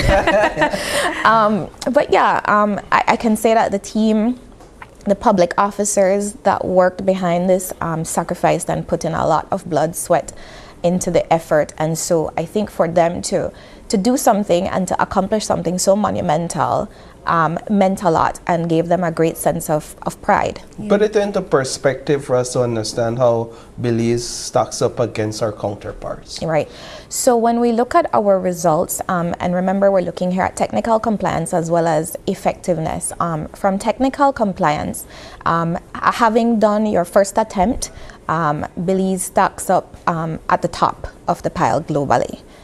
Which means that we're in the 40 out of 40 club, because the benchmark is compliant or largely compliant. And then in terms of how many compliance you have, we have 38, surpassing Qatar that would have had 32 as the most compliance. When we look at effectiveness, there are 11 immediate outcomes. Of the 11, we have substantial level of effectiveness in 5 of them. So the grading there is you want either high or substantial. We have moderate in 5 and low in 1. So when we look at our peers regionally, we have the 3rd best effectiveness ratings in the CFATF, surpassed by Bermuda and Aruba, who have 6 and 7 respectively. When we look at the CFATF as an organization of, I believe, 24 member states, they're coming in at the end of their assessments. I think about 2 more countries or 3 more countries left to be assessed. But when you look at how they've performed, not a lot of them have accumulated substantials or highs. 1 has a high on 1 immediate outcome, the rest are substantials, and only 8 out of the membership thus far have achieved any substantials at all. Wow. So I think that the results does speak volume for Belize's commitment, and it has also set us apart, not just in overall performance, but in certain areas like the implementation of measures on targeted financial sanctions. We've achieved a substantial rating on that immediate outcome, which was a first for any CFATF member country. And I think that that has paved the way and opened new doors in terms of some of the innovative techniques we've used to achieve that for other CFATF memberships, so much so that they're looking towards Belize now in terms of how did you do this? How did you implement this? Tell us more. So I think it's a real win for Belize globally, as well as amongst our regional counterparts in terms of sharing what our experience has been. Yeah, what perhaps a bit cynical here, but is the worst case scenario that could undo all of this? Well, I think we need to recognize that the way that the network sets up, yes, this assessment is a part of the process, but we're constantly being monitored and reviewed. Okay. And so at the FATF level, and even at the CFATF level, a member can say, look, I think that despite all of this success, there are risks coming from Belize that we need to refocus on them. So they can bring us back into our review process, and then there will be, I suppose, a mechanism to do that. They'd have to justify or explain what that risk is, and they'll zone in on that area and see whether or not it justifies bringing us under a review process again. But until, that's the worst case scenario, and we're not going for that. So let me correct myself immediately. But if that were to happen, there would be a process for that. But that's why it's important for us in terms of what we've learned from this process. We set up mechanisms like review group. We have a policy and legislative drafting group. That group's job is to keep the standards under review, to look at the standards and say, well, there have been changes to the requirements on asset recovery. And so we now need to review the adequacy of our mechanisms to ensure that we would continue to meet this. So we have mechanisms in place going forward. It's also NAMLAC's responsibility to keep an oversight of things and to ensure that we are addressing risk as they emerge. Because I think the idea is not perfection. And it's not the elimination, it's being able to have mechanisms in place to address these things. Recognizing that these activities like money laundering, etc., it does happen. And so it's whether or not your mechanisms are working and whether or not your authorities are doing what they need to do. Right. So well, I would just add that I think it's not to rest on our laurels, as they would say, not to be static and become reactive, but to remain proactive, be dynamic, build on what we've achieved, not become complacent. We have to, there are opportunities in from where we are for us to build on what we've achieved.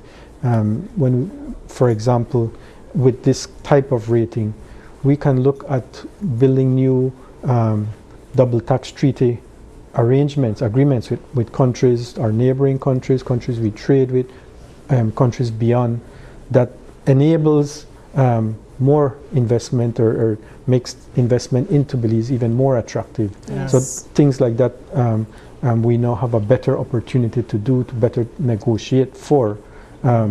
Even looking at how the financial world is transforming, what new sets of rules, regulations we can look at so far, for example, as to virtual assets, digital currency.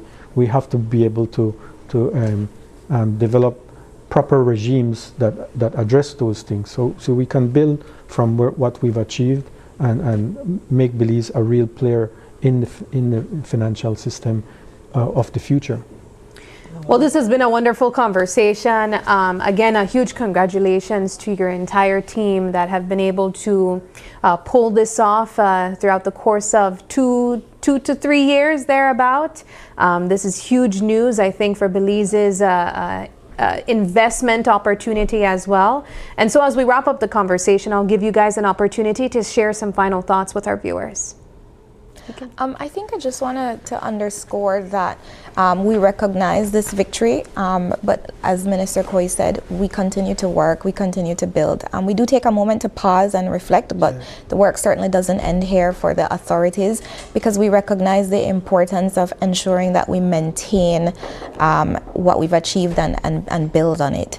And then I also just want to thank all of the officers as well as the private sector officials that have engaged with us. And I really want to underscore private sector's cooperation through this process as well. They've sat through numerous engagements with us as well, and they were very open to the process. I think some of them also directly having experienced what the negative repercussions can be when we don't address our obligations. So I do want to recognize their contributions to the process and thank them too. Yeah. Minister? Well, I think Director has pretty much said it all. I would only add that it's important to highlight the media. The media plays an important role in getting the message out there as to what is going on in Belize, what we achieve by virtue of these results, and what we continue to work to do going forward. These media experiences and reports resonate beyond Belize. And it's important to be mindful of that, because it can have a positive or a negative effect. So we look forward to opportunities like these to continue to engage and collaborate with the media. Yeah, I will say that this is the first time in a long time that we've been having so much conversations surrounding the work of the FIU, financial crimes, anti-money laundering, and counter-terrorism discussion. So kudos to you all for keeping it at the forefront as well. Yeah. Thank you. All right, we have to take another quick break now, but when we come back, the conversation switches into Teechaz, the Love Mental Wellness Escape. Stay with us. We'll be right back.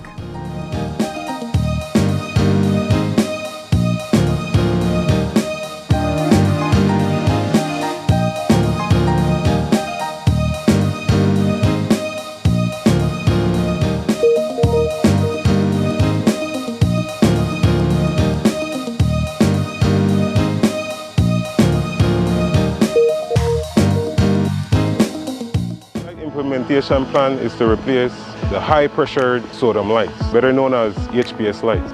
These HPS lights will be replaced by the LED lights. Therefore, LED street lights advanced optics can fine-tune the distribution of lights, ensuring better coverage of the roads, roundabouts, parks, businesses, public area, homes, etc. The feedback have been great. We get positive feedback from the community when it comes to the improved brightness and light quality which LED provides by means of visibility and safety, especially at night. Before the LED lights was installed, it was kind of dark, you know. Most of the time we did have to look and check but with the LED lights now, you could see from far. I like it because it's a nice bright light, because the customer feel much safer to come to the shop. From the LED lights now that BL had put, it improved a lot. Well, the difference is that they look way far clearer. Well, I must say thanks again to BL on this one, because actually that was a nice improvement. Also, it bring up the mahogany, because the mahogany is one of the active street in Belize City, and also I live back at Gongolong, and when I come off work, it's just a bloom. Nice for me now. When I come home at night, I can see clearly. The main objective this year is basically to change out 16,000 HPS lights. So the street light replacement will occur at every respective zone. For example, Central, Belize District, North, Orangewa, Corozal, West, Cayo District, South, Tancreek District, and Toledo District. We have started some years back with the street light replacement project, and the 16,000 will account for the 100% that we need to complete on the distribution system. Bringing you a brighter tomorrow.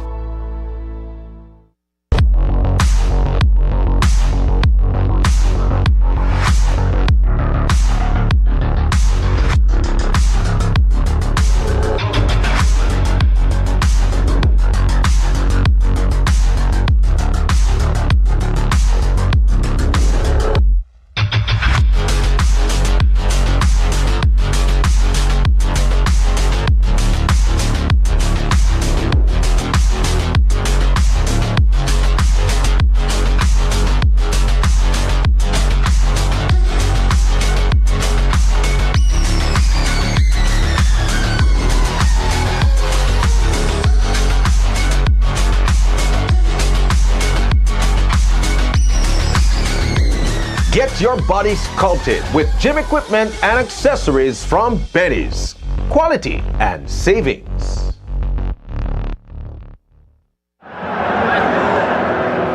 My name is Hermine Vega. El Patio Grill has been using Belize Bank for over 25 years. We only use Belize Bank at our restaurant. That's why we were able to win this trip to Europe. I had never been to Europe. We found out it was Madrid and we were excited, and we went to this football match. The teams reached before the game and everybody was just outside, you know. You can't explain, the noise just roared like 3 blocks down the street, but when you got in there and you saw 70,000 people in there, that was amazing. I couldn't believe it was happening. I had to pinch myself to make sure it was real, you know, because it's a one-in-a-lifetime experience, I'd say. My lucky plus one was my son. He's 18 years old, so he was really excited and he enjoyed it as well. He said it's his best trip ever, so it's a priceless experience that we got. Belize Bank has always been there for me. Whatever transactions or whatever I need to do, they're always there for me. I would recommend everybody to use Belize Bank. It's the oldest bank in our country, and they continue to do their best.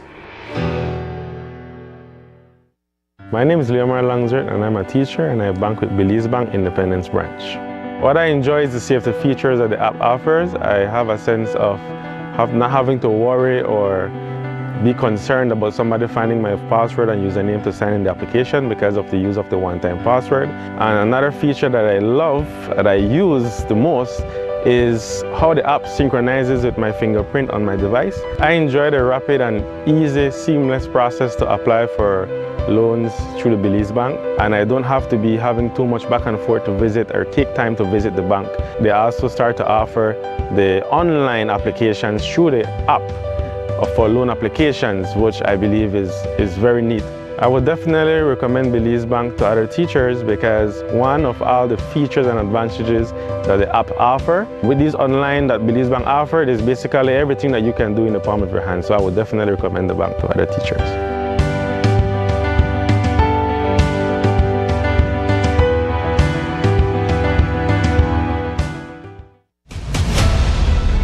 Isani Cayetano, Marion Alley, Paul Lopez, Brittany Gordon. Your News 5 Belize teams do whatever it takes. Go wherever they need to go, so you can catch the story wherever you are, whenever you want, on whatever device. Channel 5 Belize on television, Facebook, Instagram, and YouTube. Because news is now everywhere, all the time. And so are we.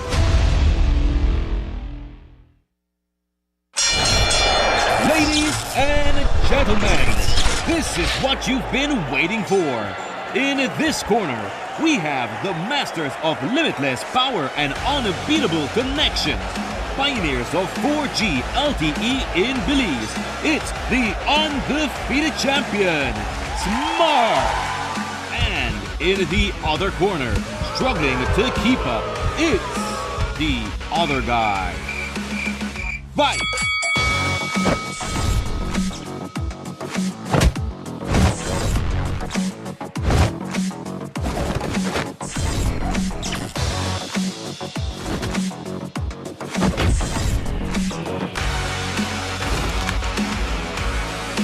Tired of getting blow after blow from a plan with the other guys? It's time to tap out and join the winning postpaid plan provider. Smart's postpaid plans are a total knockout to the competition, and they have once again powered up their postpaid plans. Sign up for one of Smart's boosted postpaid power plans today and experience the victory of superior service. Smart, bringing people together. It's clearly documented that we have been having, as a planet, an increase in incidence of cancers. And remember, cancer is a genetic disease. When you now look at somebody's DNA or their genetics, it can tell you everything about a person. So what we use next generation sequencing to do in particular is to look at hereditary cases of diseases. Be viewing Caribbean Medical TV on this station.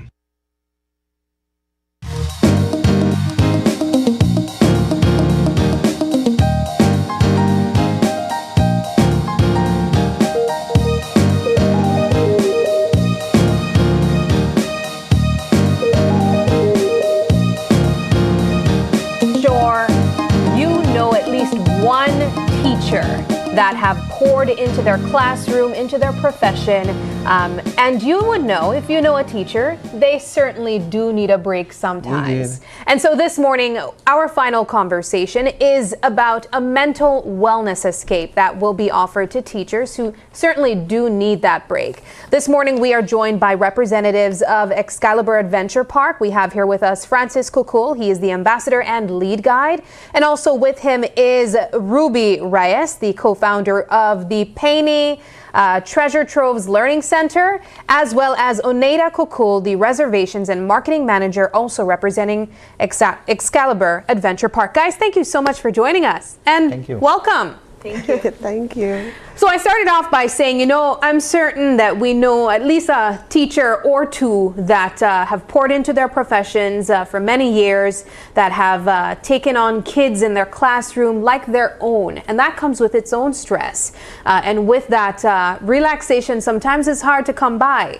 You go to school, even if you're not teaching in a classroom, you still see something that needs to be done. And then when you go at home, you still work as well, preparing those lesson plans and in dealing with family life as well. How important was it to have an excursion or an experience like this, designed specifically for teachers? Well, good morning. Thank you again for the opportunity for us to be here.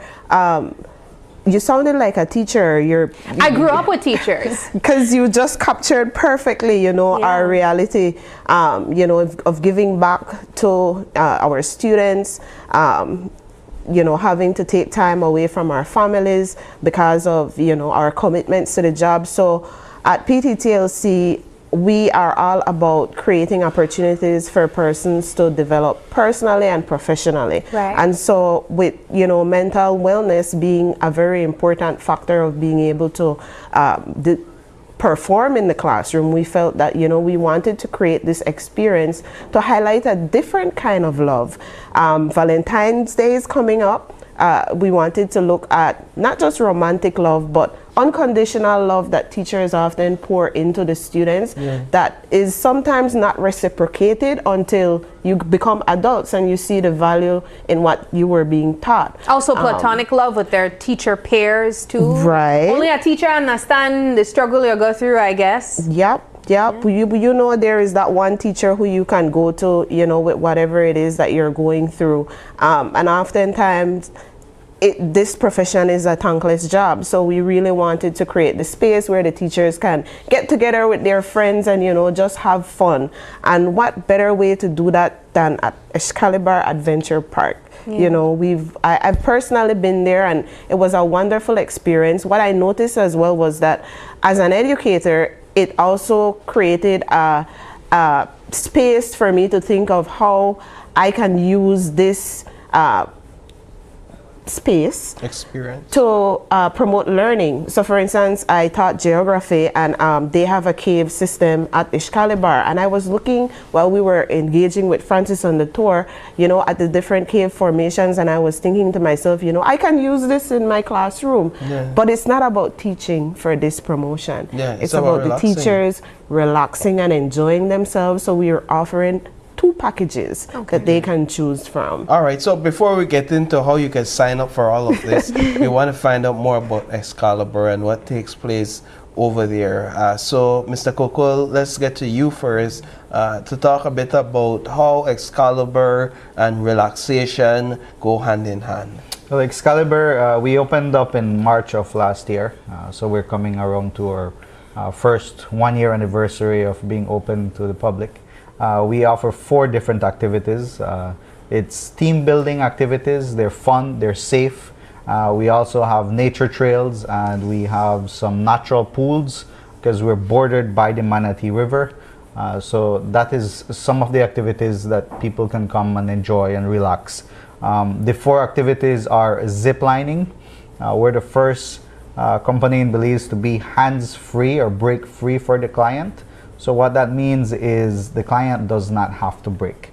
Normally, if you guys have zipline before, you know you have to squeeze down on the cable, and sometimes you squeeze too fast, or you don't make it to the platform, or you don't brake any at all. And so you we just crash into a tree. You just crash into the correct. I mean, it's not as scary as it sounds, guys. Don't do that, Paul. Don't do that. Now, we have eliminated all of that. Okay. All right. So all you do is you sit back, relax, and enjoy. Hold on to the handlebar. The views are amazing. Platform 1 or zipline 1 for us sits at 375 feet above sea level.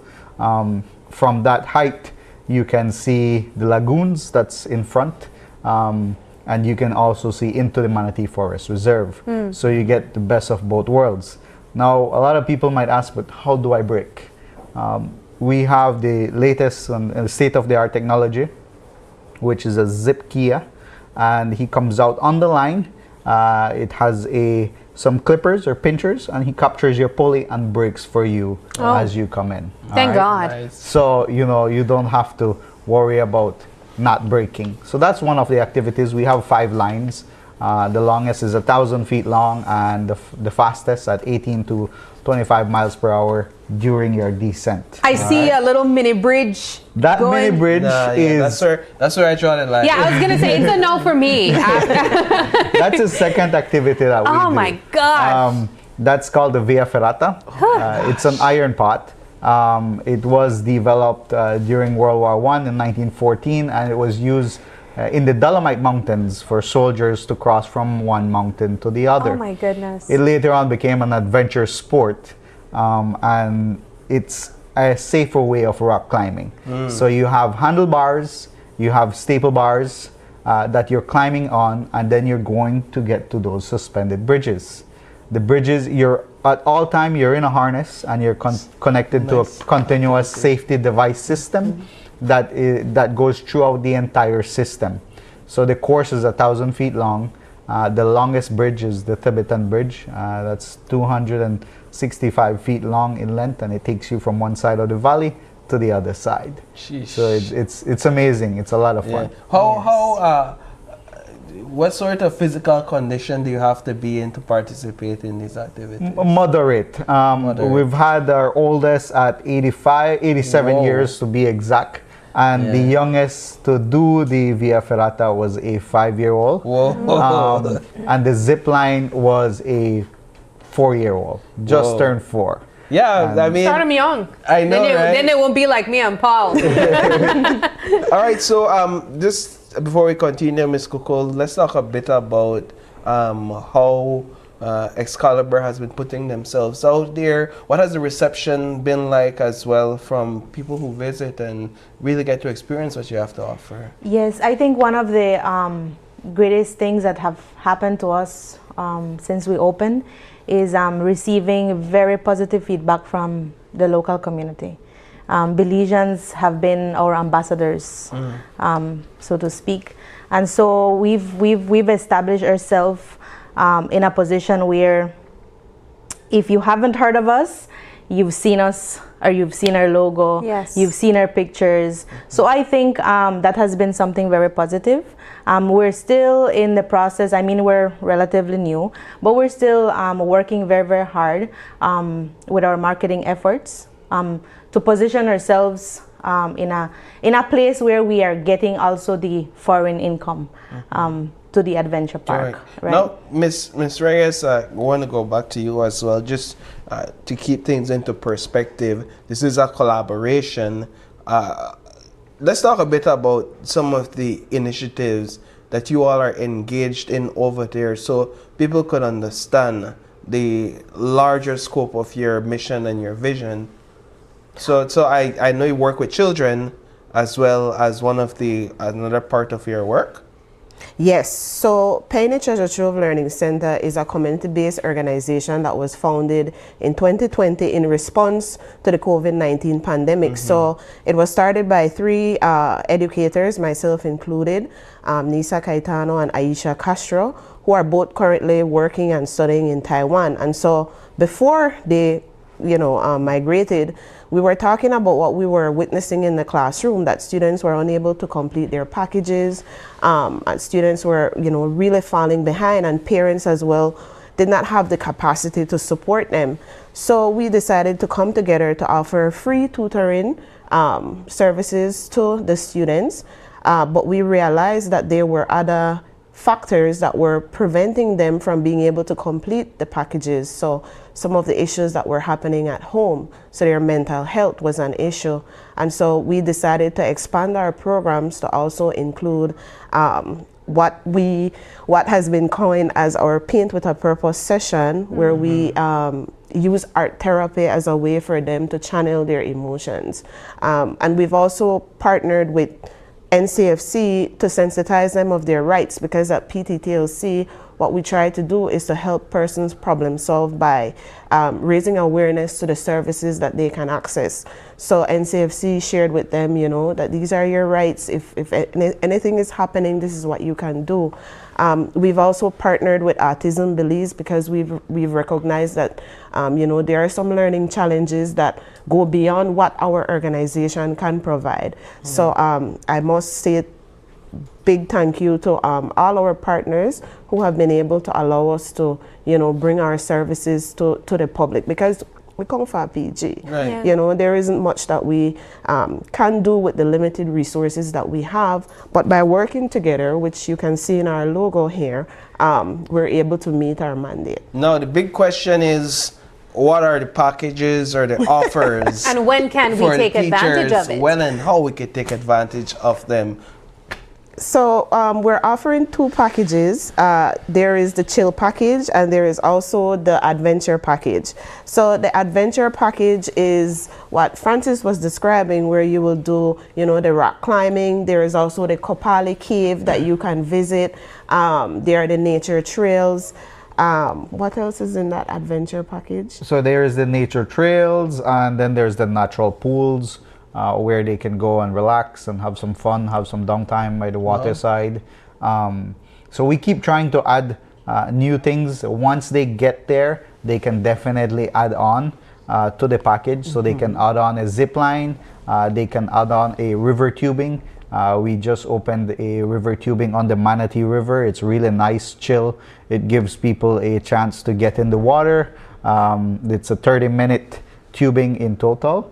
But this right here is so we're looking packages. on the screen. These are the packages. Do you pay $60 and you get a round trip in a AC bus? Careful, make that clear, right? All right. You get nature trails, jungle river, swimming pools, Billy Webb bar access. That's the bar. Yes, we have a restaurant. We'll have a restaurant and a bar. You get access to that bar. You get rum tasting, right? Yes, we partnered with Ruta Maya rum.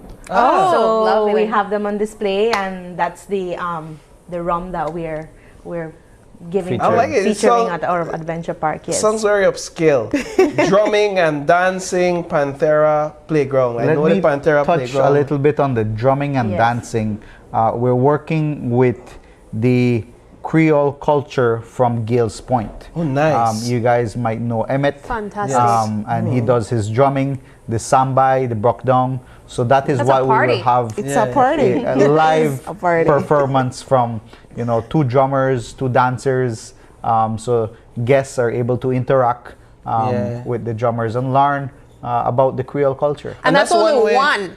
That's one way to integrate your community, because they're only a stone's throw away from where you're located. Again, back to our logo, right? It's about working together. It's the same thing that we're trying to work with the youths from the Gales Point community. So we've employed them as tour guides as well. So providing jobs for them is a way of giving back as well. All right, and then they have the second package, which is $100, and that's the adventure package that we've talked about. Now, is there a specific date that this is set for, and how can people purchase these packages? So if you'd like to sponsor a ticket or purchase a ticket, you can contact us at 672-7522.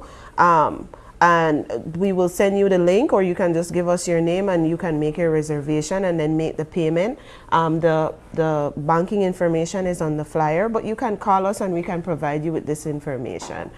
Please note that it's an 18 and over event, because we're having rum tasting, right?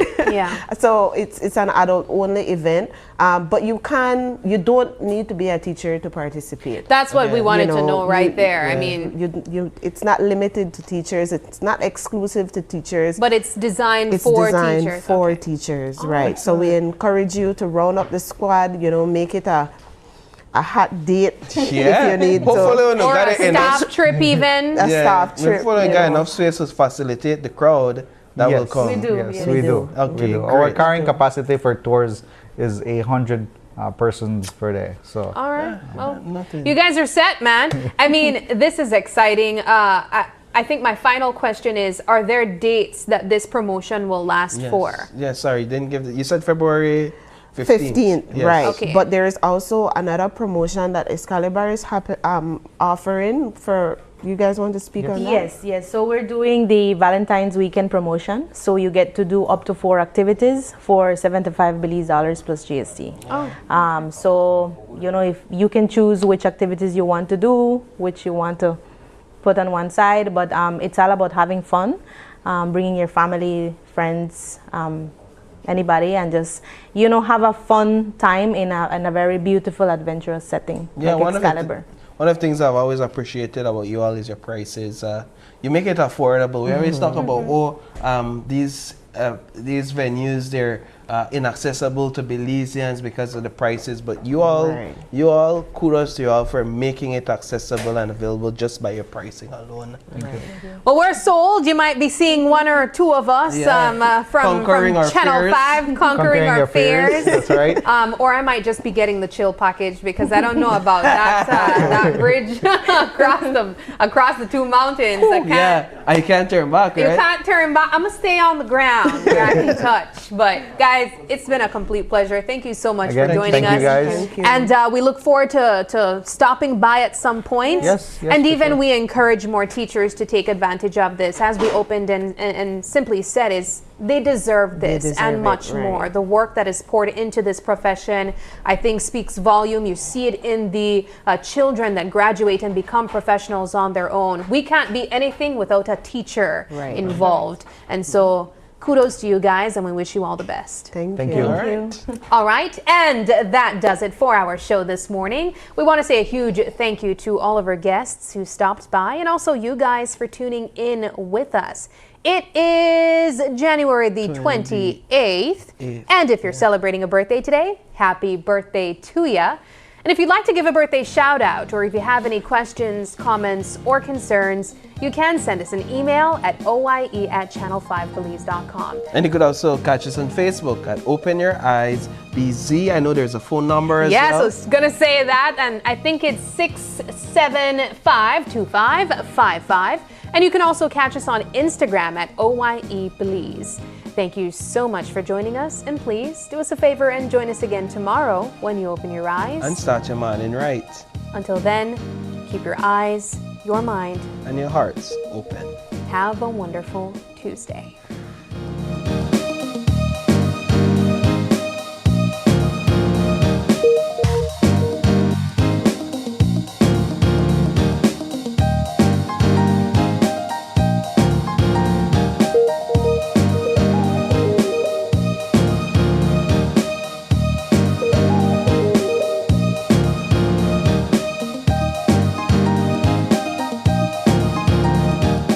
Open Your Eyes was brought to you by the Belize Bank, our country, your bank, and Smart, bringing people together.